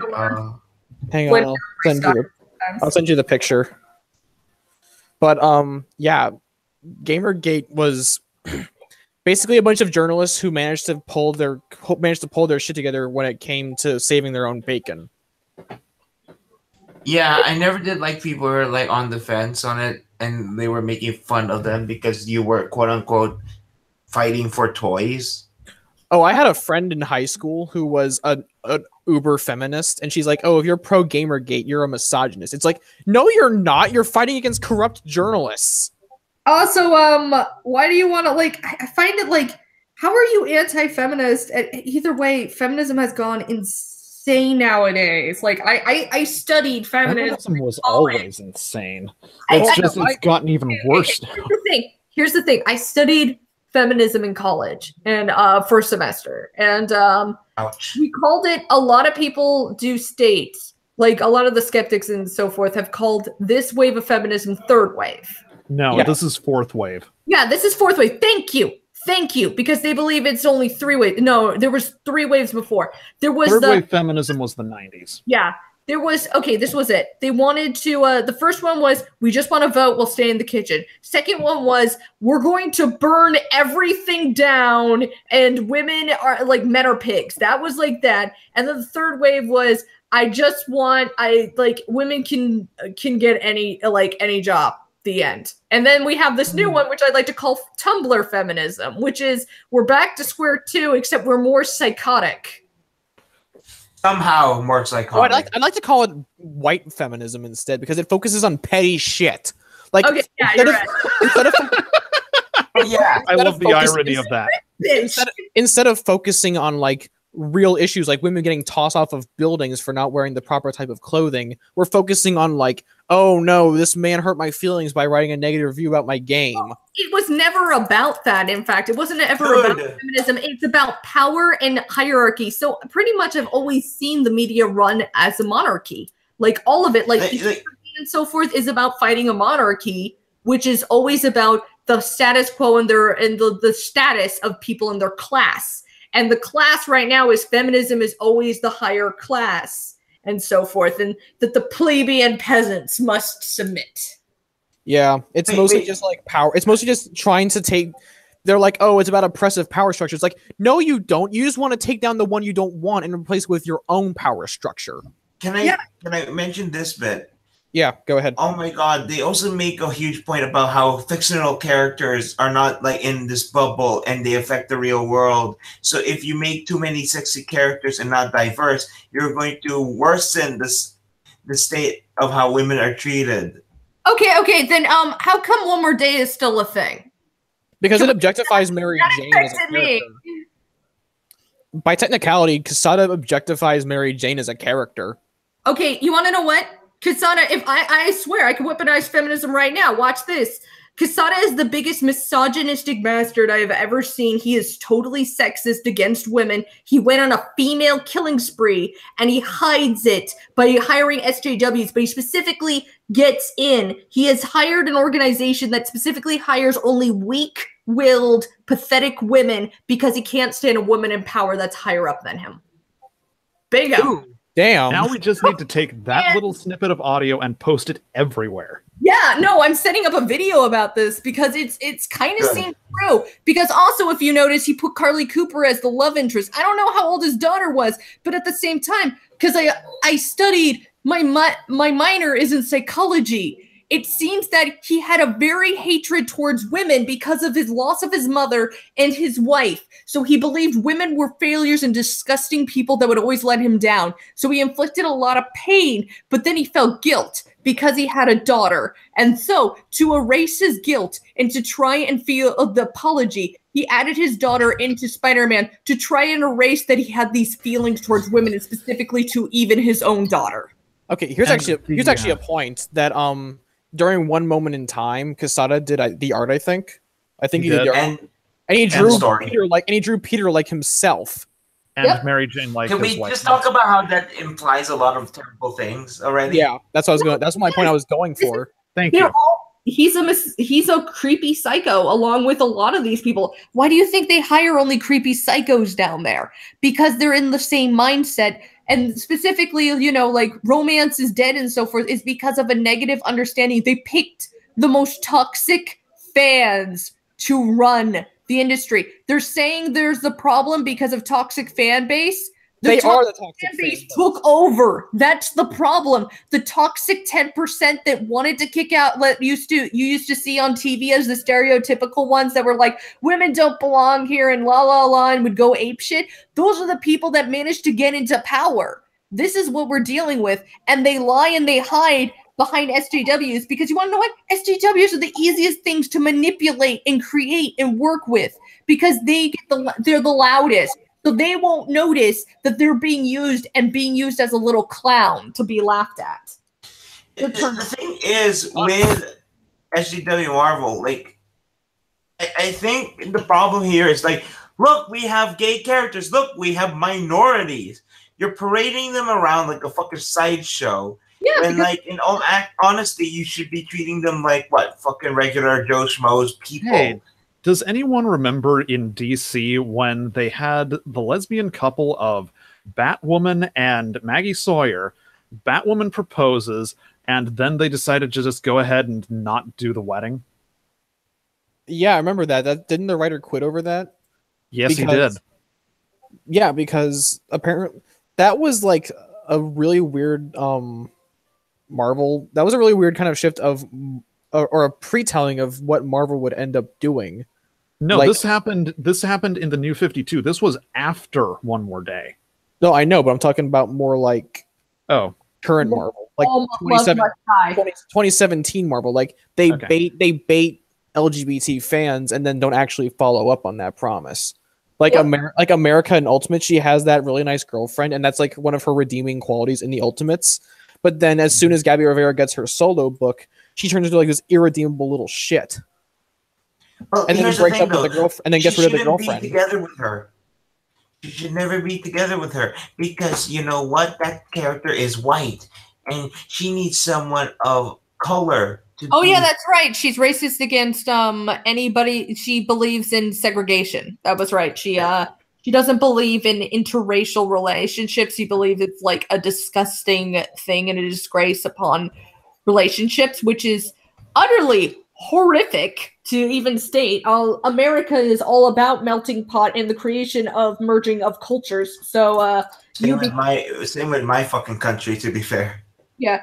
It's you can't have that mentality. I feel like you can't have that mentality when you live in America, like these people wanting white ethno state or whatever random race ethno The state. Richard Spencers out there. Yeah, I'm like, oh, I'm sorry, this is fucking America. We're built on everybody, and you're gonna let everybody in, and we're all gonna become one big freaking happy family. And that's why we've been living for like a bajillion years as still a big ass powerhouse without falling yet, is because we don't segregate. Stop segregating each other. That's how the state's gonna die.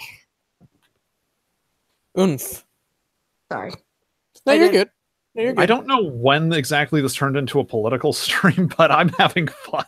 As long as you're Well, here's the thing, though, right? Things. I've been on poll. There you go. Yeah, I mean, I've been on poll. I shit post there like once a month just to get like any like negativity I'm getting out of my system. I've never been on poll. It's hilarious. It's hilarious. Don't go. Like, Don't go.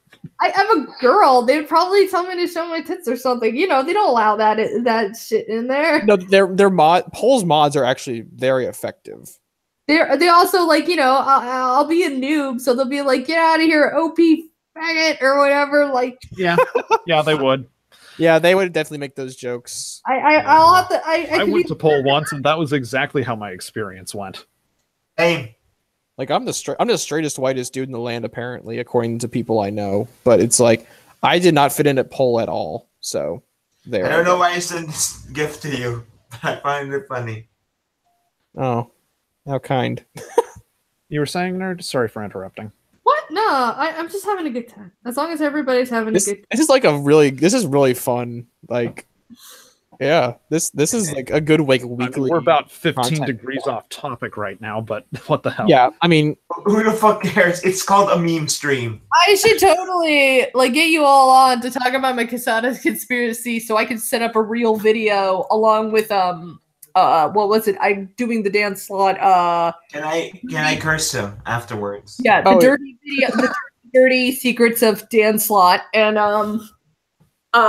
there's the dirty secrets of Dan Slot, and then there's going to be the Casada is actually a sexist, and I'm hoping.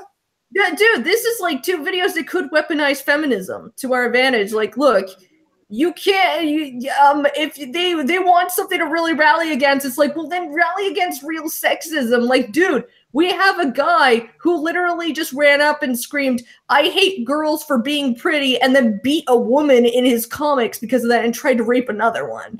And then he stated that Curly Cooper is the perfect thing because she has low standards. Low standards. She has low standards because her disability, and thus because she has a disability, she can't have high standards. She has a disability? she's got glasses. That counts as a disability, I guess. No, I don't mean Carly. Sorry, I meant Anna Maria. Oh, I Anna guess Maria's the perfect one because she's got that. Carly's just weird and creepy pedophile interest, I feel, because I'm pretty sure Casada's daughter was 10 at the time. So that is for kids. Incredibly but also like Bendis has pedophile interest, and that's why I would love to point that out, that we got some weird sex fetish guys going around here. Sometimes I'm gonna be honest, some of them I'm okay with. Something like the creator of Wonder Woman, he had a rope fetish, and I'm like, no. His fetish is specifically bondage. But you wanna know what? It's kind of okay, but stuff like Bendis always putting underage girls banging Wolverine. Stop, please. Wait, are you talking about the time he banged Squirrel Girl? He banged Squirrel Girl. He tried to bang Mary Jane when she was 14. Wait, when was this? Ultimate Spider-Man. Oh, yeah, when he was in Peter's body, right? Yeah, he also tried to bang Jean Grey. That's how it all started.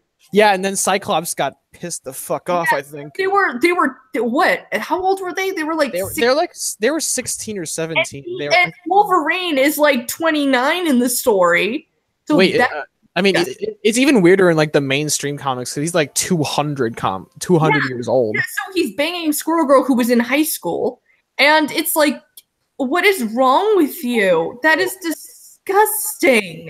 You're not supposed to condone this kind of behavior. Anime. I don't give a shit. This is This is not Japan. This is the United States where we have like laws about this shit. Yeah, we're supposed to be joking about Japan doing this crap. And in fact, Japan makes jokes more about the pedophile shit than we do nowadays. Now we have weirdos saying it's okay, and I'm like, no, it's not. Even Japan jokes about it. There's literally an anime out there that was about, what was it? A little boy who has one of those genetic disorders where he aged really fast, so he looks like an adult, and he's in like elementary school, so he keeps getting in trouble wherever he goes, and so his teacher has to have all his like paperwork on file and has to keep going to break him out of jail. Because he's he's a 3-year-old. That's hilarious, actually. Yeah, he's a 3-year-old little boy, and he's and like he's an adult. It's called, what was it? My big little brother and my little big sister, or something.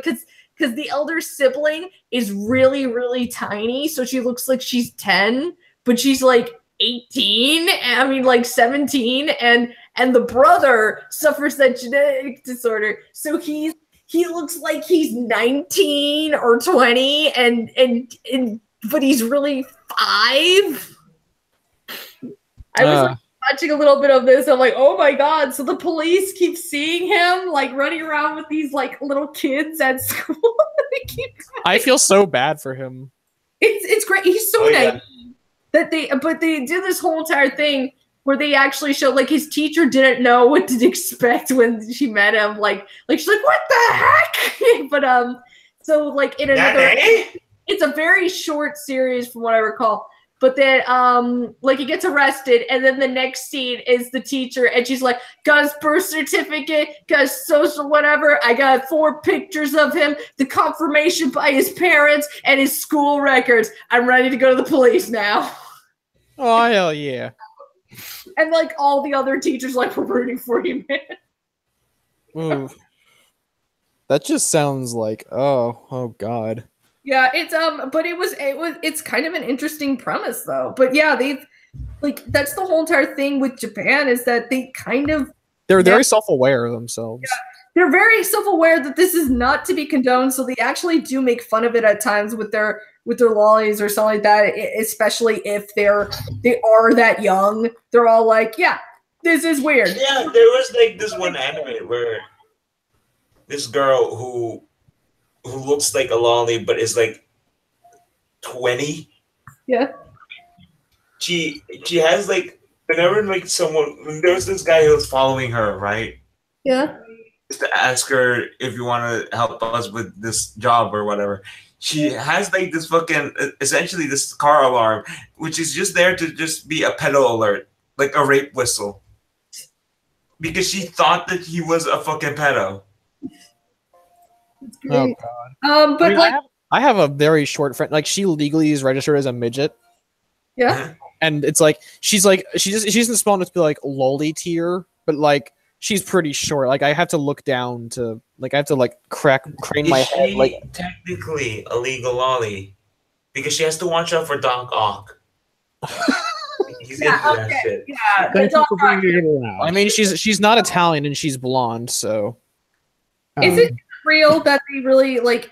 Is she supposed to be the lolly? Like, I know a lot of people are like, it's suspected that Anna Maria is really built to be a lolly character. She looks like a child every time she's drawn. She's meant to be kind of what Slot thinks is the ideal woman, like someone who will dote on him and feed him and constantly praise him, even though no one else will. It's but like, and also have low standards apparently because of a disability, because he can't be accepted into normal society, because he believes that he is the not epiphany of women's interest, and thus he needs to acquire a woman with some sort of disability, which will help. And that's why no relationship past Anna Maria has been interesting, because Slot hasn't cared enough to write them well. Well, you want to know what? Nothing is going to be better. Everybody knows that it never works because. Yeah, unless there's a hard reboot of Marvel, I don't think there will be a shift in quality anytime soon. Like even with Cebulski, like putting the acts in titles like America and Iceman and Hawkeye, they're still not they're still not going to learn because they've got all the same creators. Slot's still there and he's working on Iron Man. It's just they're shuffling around names and hoping that No. They're shuffling around names because of a contract. Yeah, contract or whatever. But you want to know what? It doesn't matter because that's why Comic Gate is here. It's like we've waited freaking years. We are pissed. Some people waited 7. Some people waited 10. Some people waited 5. Some people waited 3. But we're all here because we're pissed off. And you pissed us off way too many times. And it's specifically mostly Marvel. Like DC and the others. Like Image, you're all about indies. We can let that slide. And DC's getting better. So you don't hear a lot of smack talking from us about DC. But Marvel, you have screwed up way too many times. You are the reason that most stuff does happen. You are the reason that everybody went bankrupt in the 90s. We got a bone to pick. I mean, that was kind of a multi-company fiasco with the speculator boom.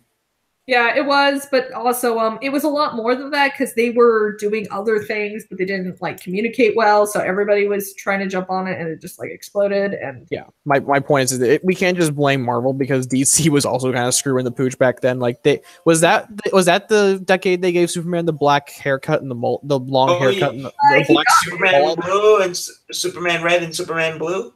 No, I'm thinking of like the black suit and the mullet, like, and that's that's the one. That picture of him like flying, like it's stretched out, and he's like, "They ruined it."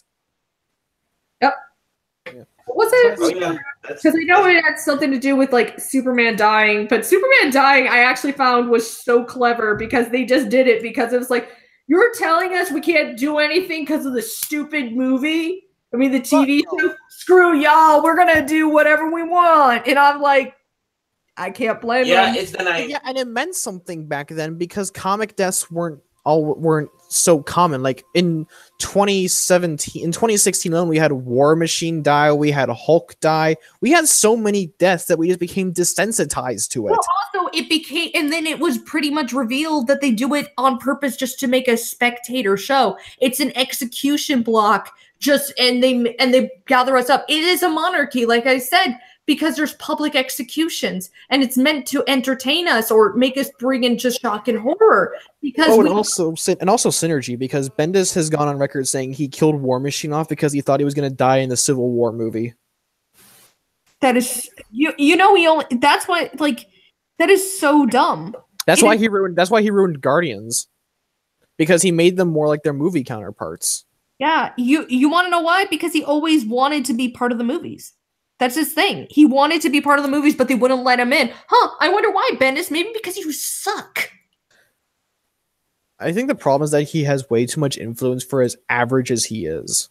He's not that great. And everybody's like, but he's a big name. And I'm like, in reality, he's not. Like, you can say, and everybody's like, but Slot is a name no matter what you say. And it's like, he's really not. Like, that status is dead. It's kind of just made out of obligation, just because he made it onto Spider-Man, therefore he automatically is kind of a big name.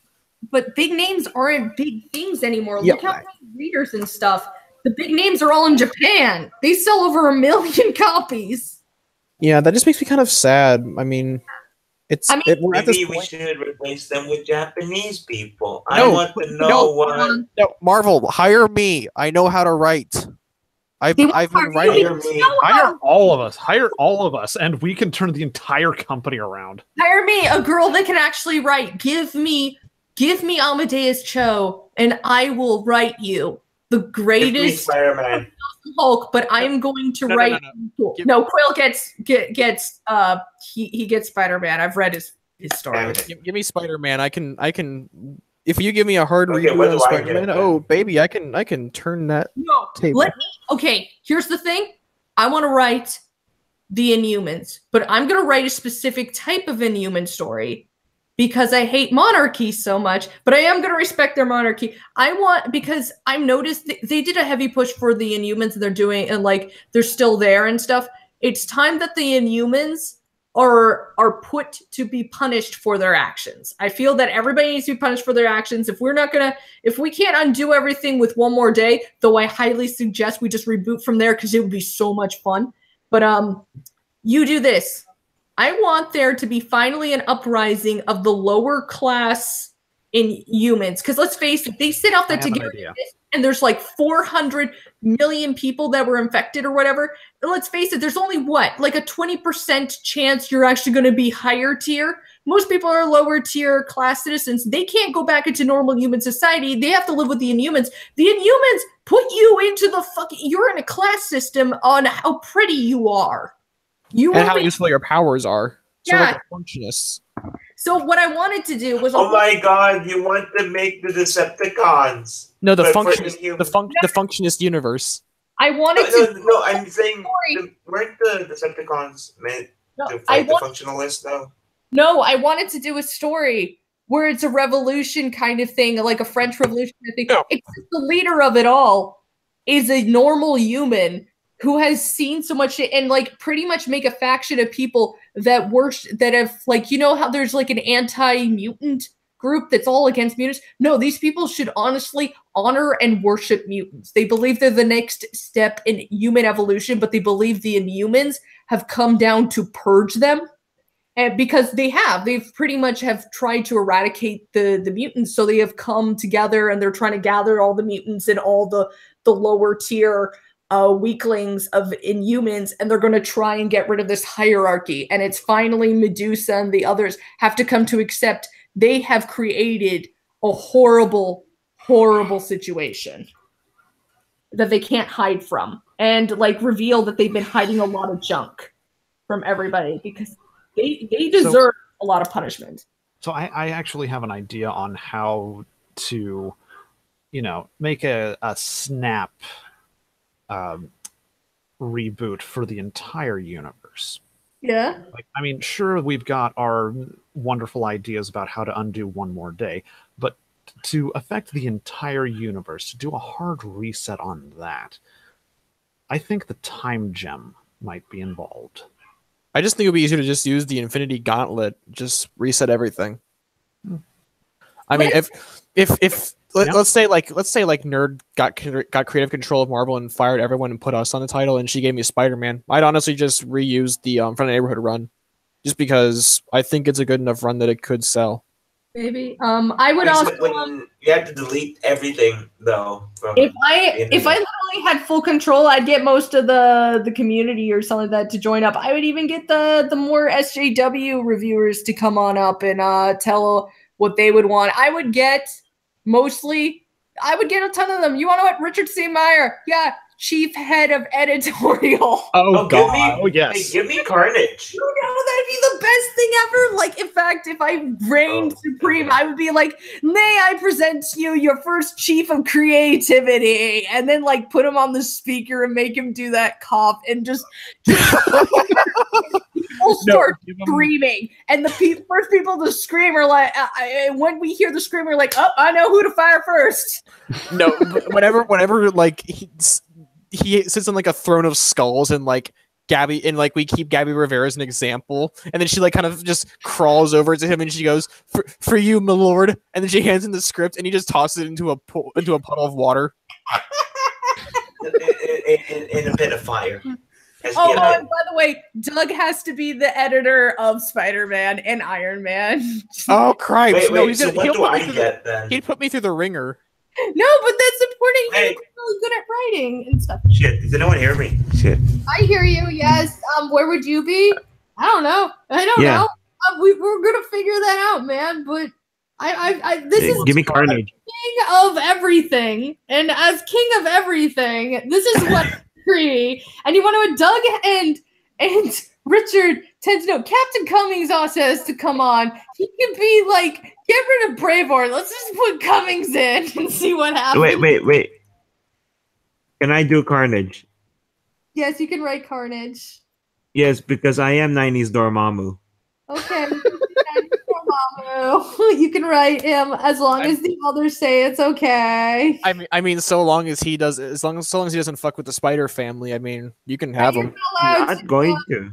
You're not allowed to mess with Spider Family, but you can do that. And yeah, I'm never going to. I'm just gonna mess with everyone who's allowed. And we need somebody to really write Doctor Strange, because I don't care if people are enjoying it. Doctor Strange.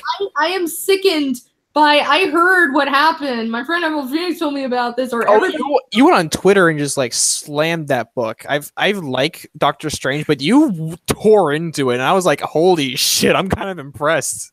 I mean, it's really disgusting and humiliating. It's all about, haha, we need to laugh at. It's once again, okay, this is about their push for champion-like characters. That is what it's all about. It's pushing the champion-like characters. What I mean by champion-like characters is they're all new, all different, Mary Sue perfects that must be better than their original counterparts. So it's specifically putting them on a pedestal where everything goes right and then smashing into the ground and humiliating the originals. That is what Doctor Strange is with Loki. Loki, they think they can get away with because he's been an older tier character, kind of like with Jane Foster, but it's not going to work as much because specifically, even though Doctor Strange won the tournament or something, Loki's just chosen, and you pretty much learn why because the announcements and the news reports are all about like what, that he's pansexual or something or whatever, what? or gender neutral. Like I forget what it is, but it's like.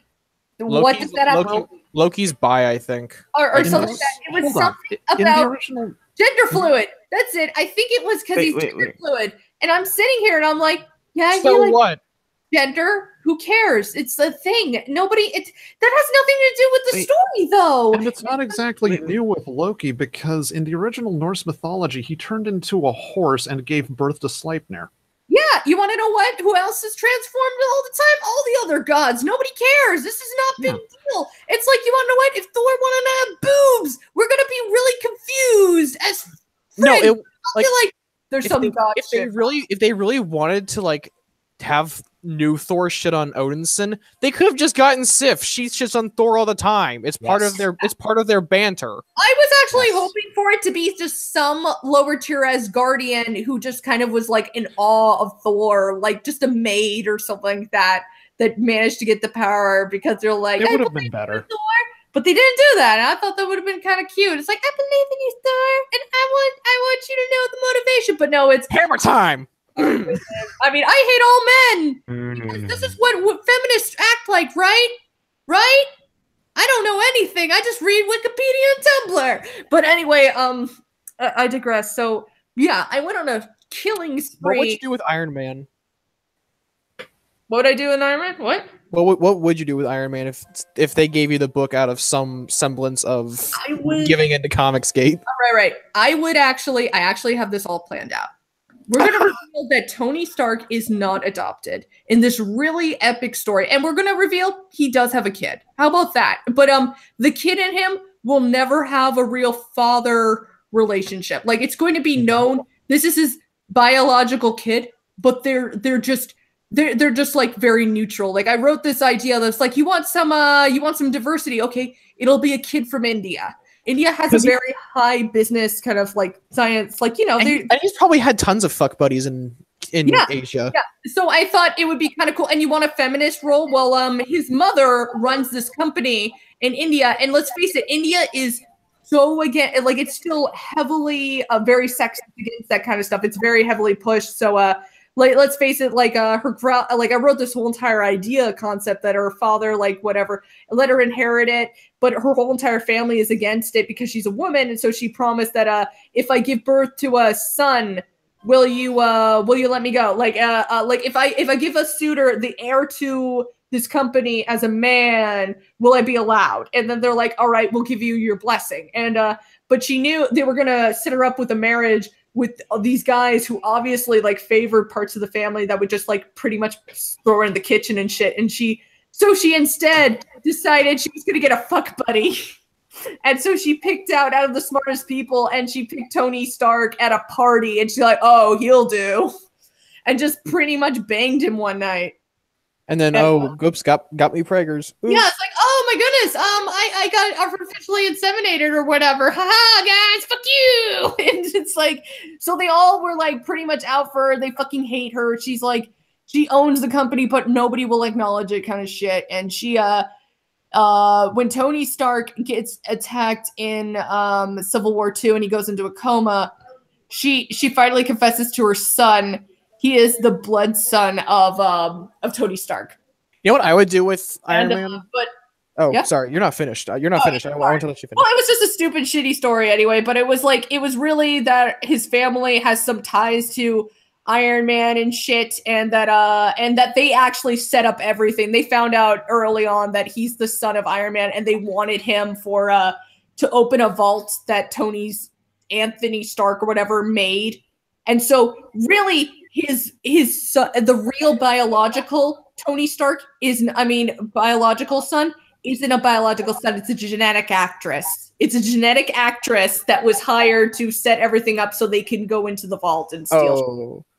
But I mean, I don't know. For Iron Man, I just feel like, what if we aged him up a bit, made him like an older guy who's been Iron Man for a bit? But like I don't know. I love writing teacher sidekick roles, and that's pretty much the entirety of the Peter Cindy dynamic in Friendly Neighborhood. So what I would do for Iron Man is Tony feels guilty for Iron Man being like crippled or some shit, so he brings in Lila Rhodes to be the new Iron themed hero and starts training her. Wait, who's paralyzed? Who's crippled? Wait, War Machine. So he brings in his niece to take up his mantle. Wait. When is he crippled? He's dead. No, and I'm talking about if we did a reboot. Oh yeah, if it's a reboot, we're gonna cripple him. Okay. I don't know. Like we're gonna make it like how in New 52 they were heroes for like 5 years or something.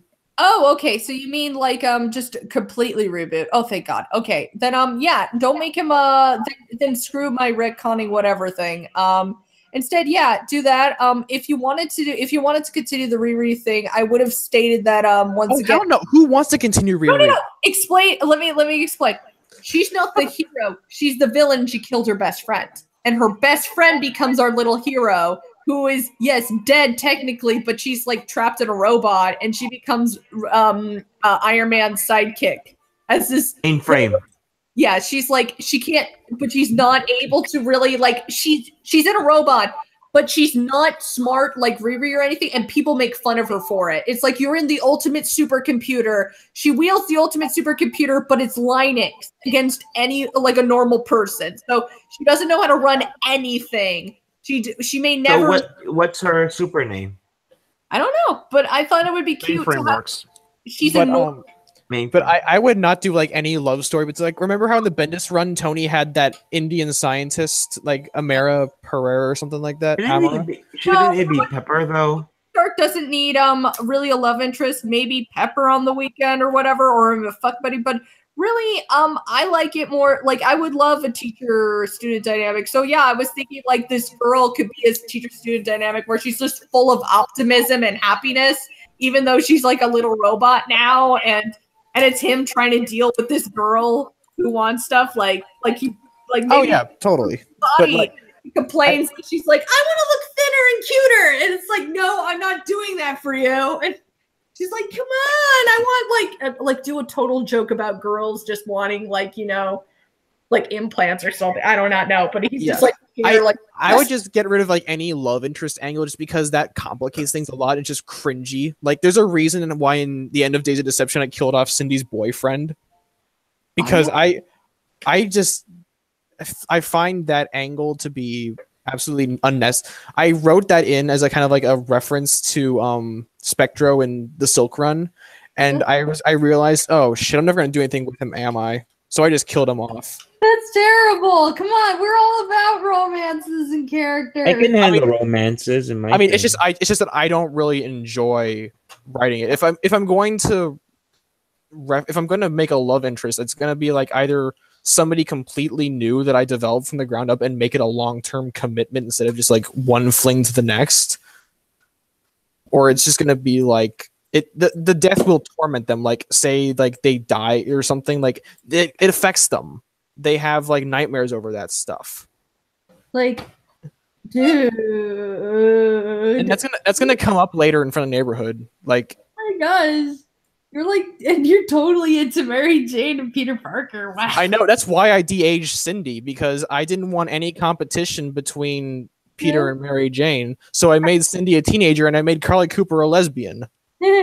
That's insane. I am interested. Go yeah, on. you should read this. She's in a relationship with Yuri Watanabe. Wait. Definitely need to read this. So the lesbian is in a relationship with a lady named Yuri. Okay. Oh no, that was Sorry.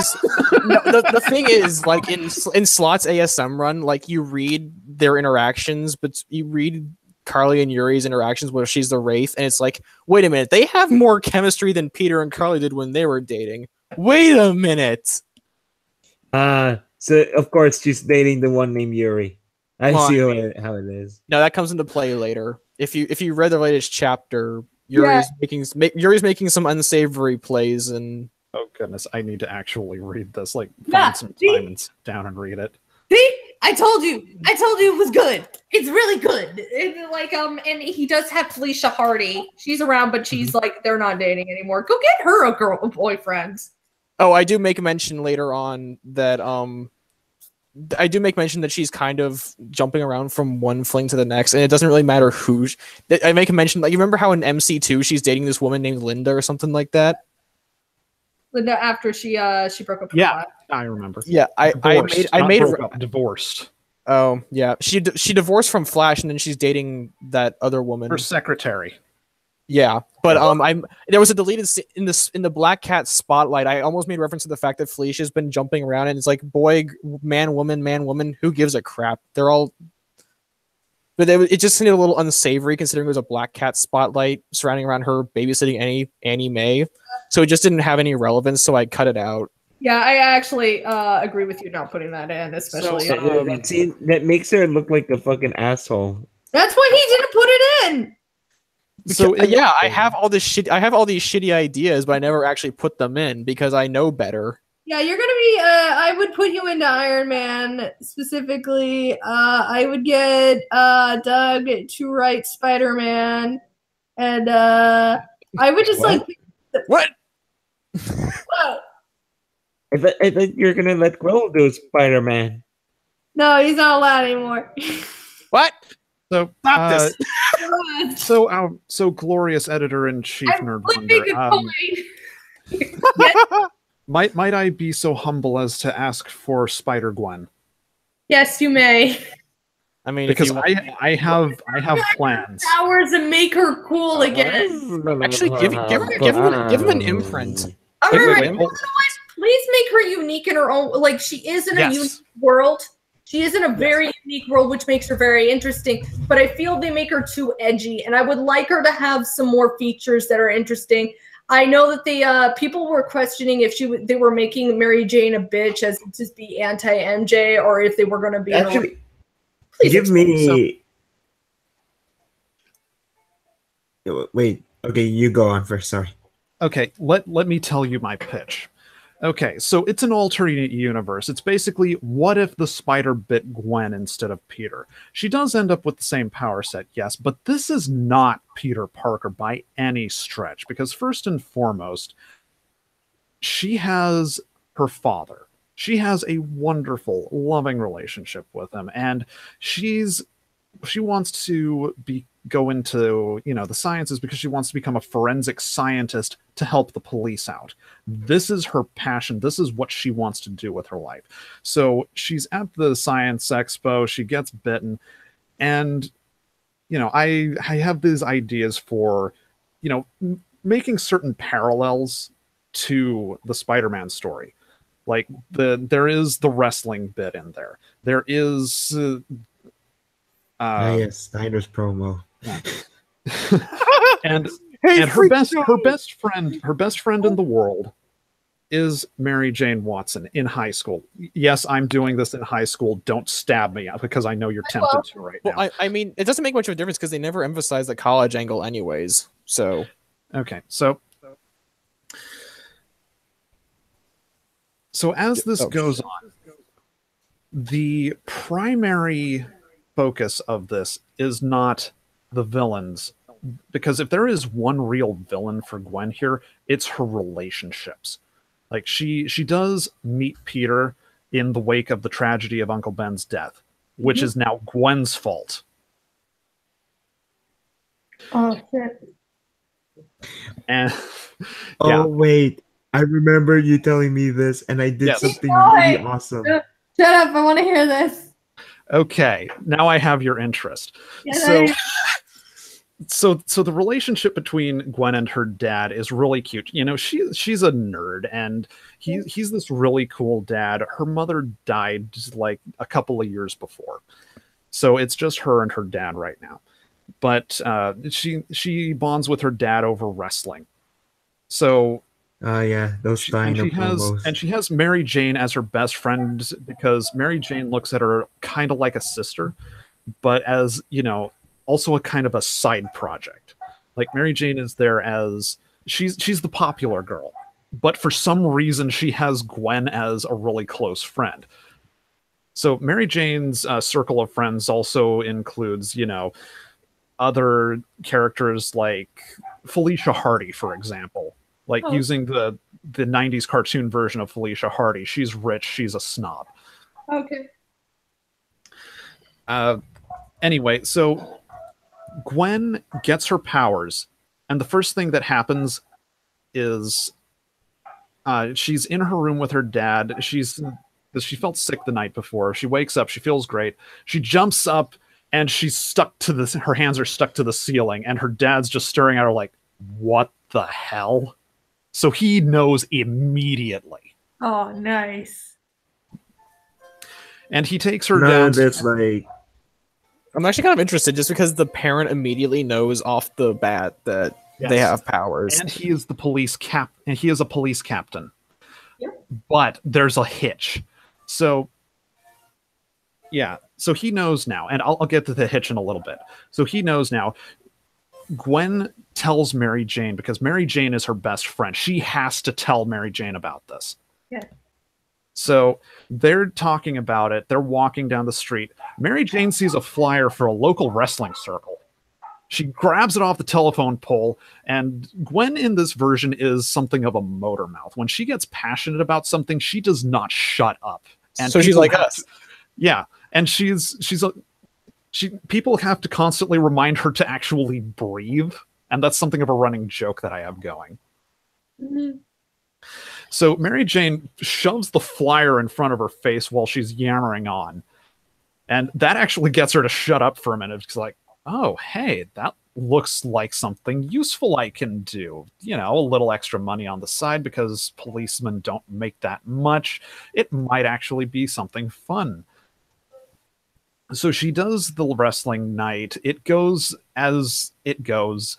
The police, the thief ends up killing Uncle Ben. She takes down the thief, and then when she goes back to the scene of the crime, she's in her civvies, and she meets Peter. And she feels really sorry for the guy because this is her fault that this guy just lost his dad, basically. Yeah. Oof. And so she takes pity on him and starts to go out with him out of pity. Oh, damn. Oh, so she like doesn't even really like him. She just kind of Not at first, but this is how they start out. Like I have further plans down the road for how this turns out. So the next day, Gwen wakes up, she goes downstairs, and her dad, who is usually, listening to the radio while he's making breakfast, the kitchen is dead silent. And she knows something's up. So he sits down. He's sitting at the kitchen. He's sitting down at the table. She sits down, and he says to her very sternly, "Last night did not happen." Oof. Ooh. Because he knows from the police reports exactly what just happened. And he knows it was her. And here's where the catch comes in. The police chief, not the captain, the chief of police for the city of New York has a strict ban on vigilante heroes. So the police cannot accept interference from one and must arrest them on sight. So this puts him in kind of a difficult position. So he makes the choice of, okay, look, whatever you're doing, do not tell me so that I have plausible deniability. Ooh, that's actually. So would this be like a crime thriller-ish thing?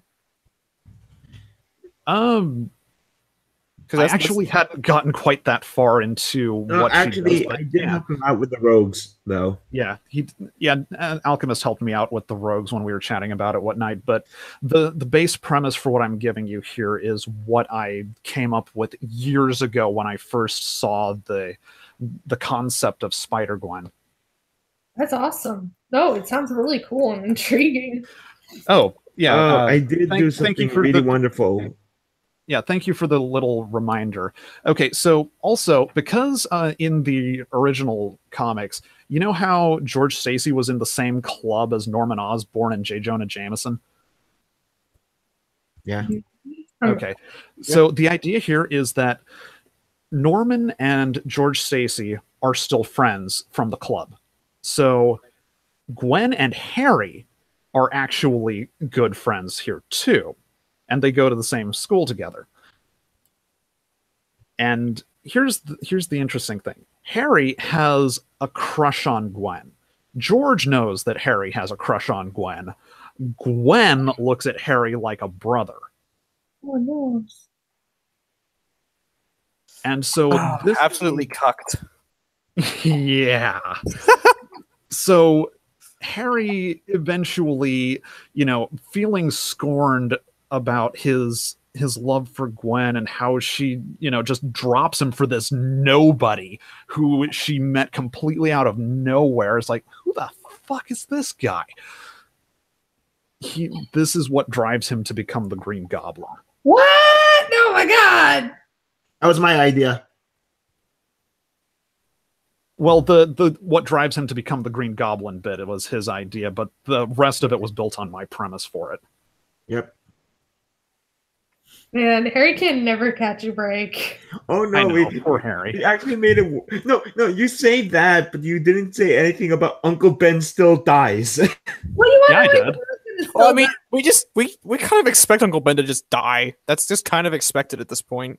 Like it's gonna be one of his guardians has to die, either Aunt May or Uncle Ben.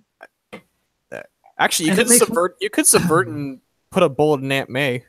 I could, but I wouldn't, and here's why. It makes more sense to me that Uncle Ben dies. Because let's see, this guy comes to the Parker house to try to hide out, and he interrupts this family dinner. It's Aunt May, Uncle Ben, and Peter. Who is the most likely to get shot? It's the guy who's the most likely to try to do something about it. Uncle Ben is this old bear. He sees some guy coming into his cave. He's gonna fight. You want to know what that reminds me of? Check him out. That I actually wanted to write for something that one more day. It's the whole entire premise of those alternate universes where Peter was never bitten. I wanted to reveal they were all lies, and that 95% of the time that if Peter is not bitten by Spider-Man, he dies. He gets shot by the robber. Most of the times he is killed in all those instances because he still goes out to that wrestling match like everybody else does. He comes home late. And so he's going back home with the robber. So he comes into the house and it scares the robber and it shoots him. Kills him. Oh, I thought you were gonna say he dies after getting into a match because because the wrestler stiffs him so hard and he got a concussion. So he goes to the wrestling matches like everybody, like a bunch of the other kids do, and then when he goes home, he comes home late, and the robber doesn't expect another person to come in. So I guess the door shuts too loud. Robert turns around and shoots him and kills him. So like 98% of so the spider bite is always meant to save him and spare his life. Oh yeah. So let's see. Lynx would do Spider-Gwen. I guess I'd cover Spider-Man unless Nerd decides to take it away for being too mean-spirited.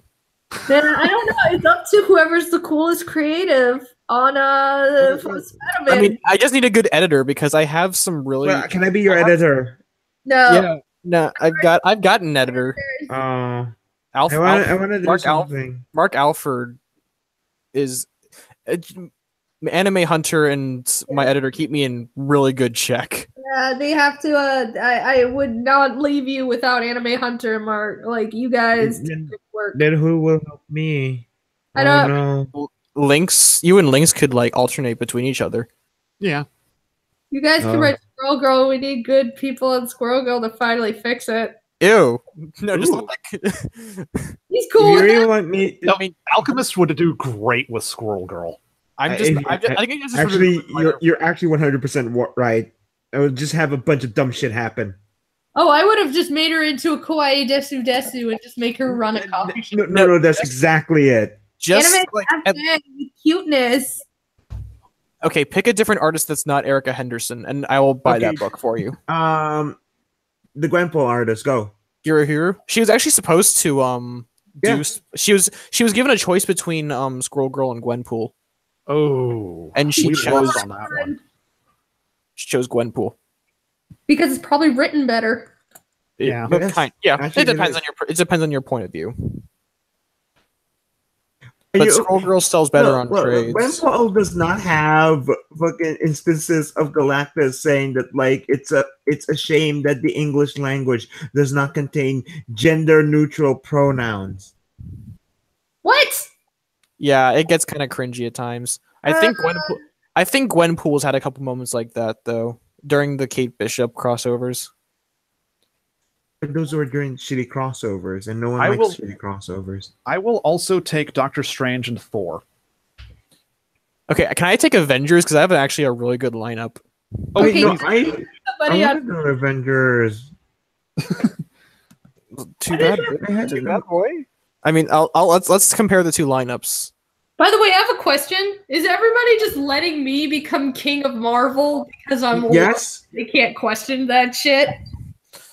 Oh, it's just the Earth Pretty Mightiest much, yeah, Heroes just lineup because- with like Scarlet Witch and I mean, Quicksilver. I I don't got know. the secret. Oh, No, I'm asking a question here. Do not hide from the question, Alchemist. I mean, if you want to be Supreme King, you're the only one who's really stepped up to the challenge.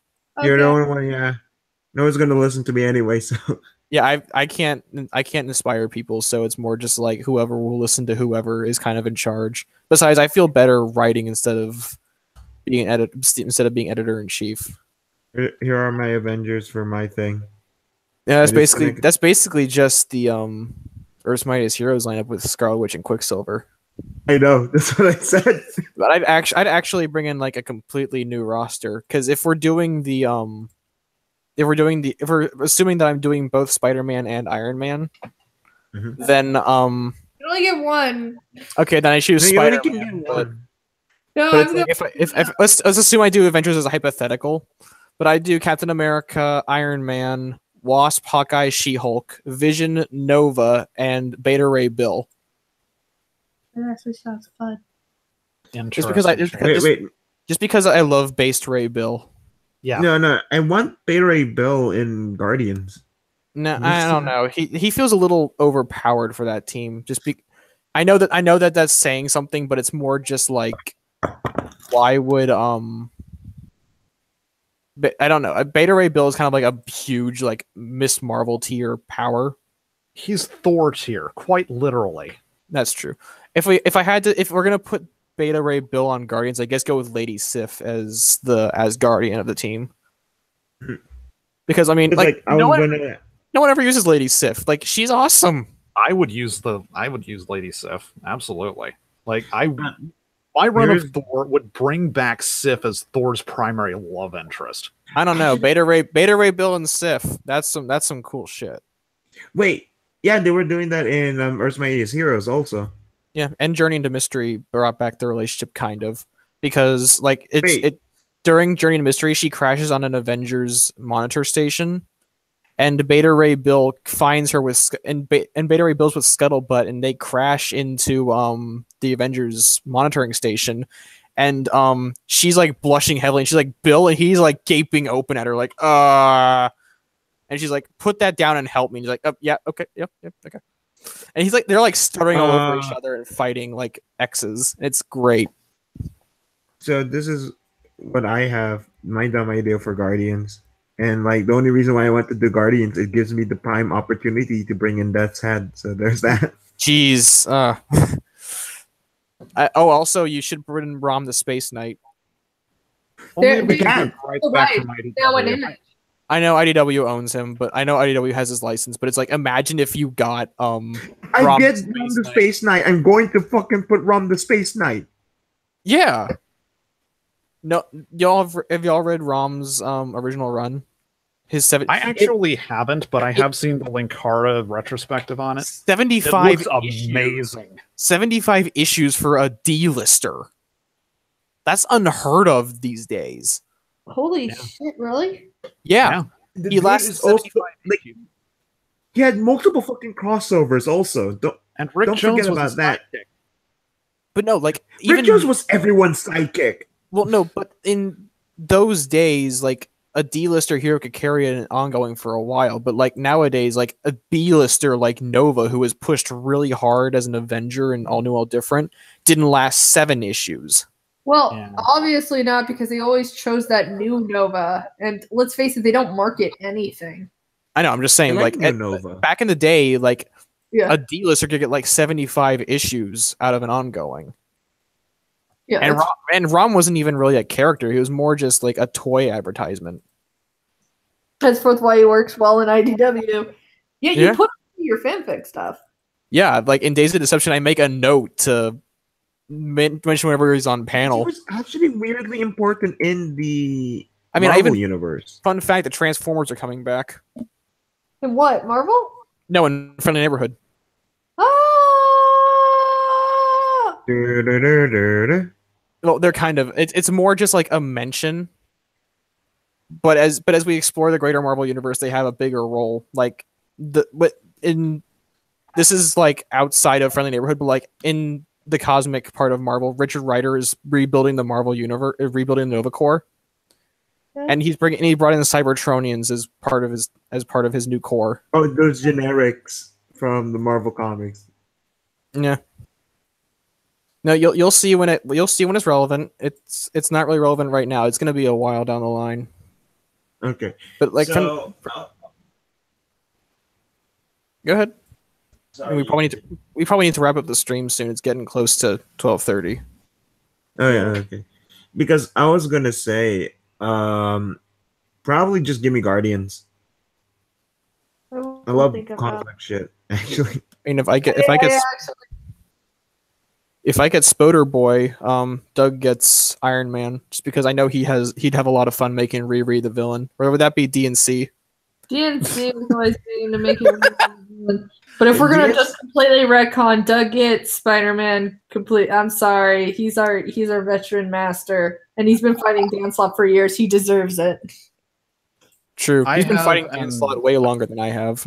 Okay, so my idea for the reason that I would want Thor and Doctor Strange is because I have this idea for this great Doctor Strange Thor crossover where Doctor Strange is on this quest to, gain enough power that no one could ever challenge him for the title of Sorcerer Supreme.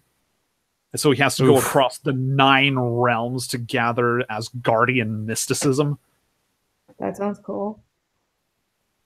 If they wanted to make Loki into the Sorcerer Supreme, and they wanted to make Doctor Strange into this embodiment, I thought they could win it 100 different ways that would have worked. Like, make him the Sorcerer Supreme again, make Doctor Strange the Sorcerer Supreme, but they had to go to, like, Asgard to save Yggdrasil because somebody's attacking it. And because of that, Doctor Strange sacrifices himself and dies in the middle of it. And they can't find his body because it's evaporated because of the destruction or something like that. So Loki takes on Sorcerer Supreme status because he led the charge after Strange died.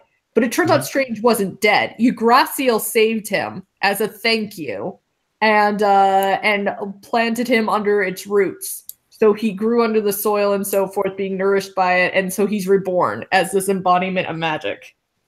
I thought that would be cool. So he comes back, but he's the god of magic now. I thought that'd be cool. And it doesn't piss on the character or veterinarians. Well, actually, it does pay more respect why? because he's leading a fucking Asgardian army to save Yggdrasil. Yeah, and wait. Why does it piss off? Why does it piss on vets? Veterinarians, the original one pisses on veterinarians. The current run of Doctor Strange.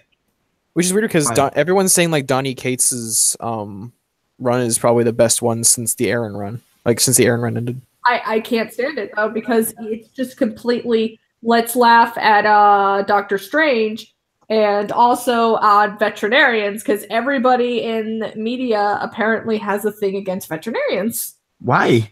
I don't know, but they think they're less respectable than doctors.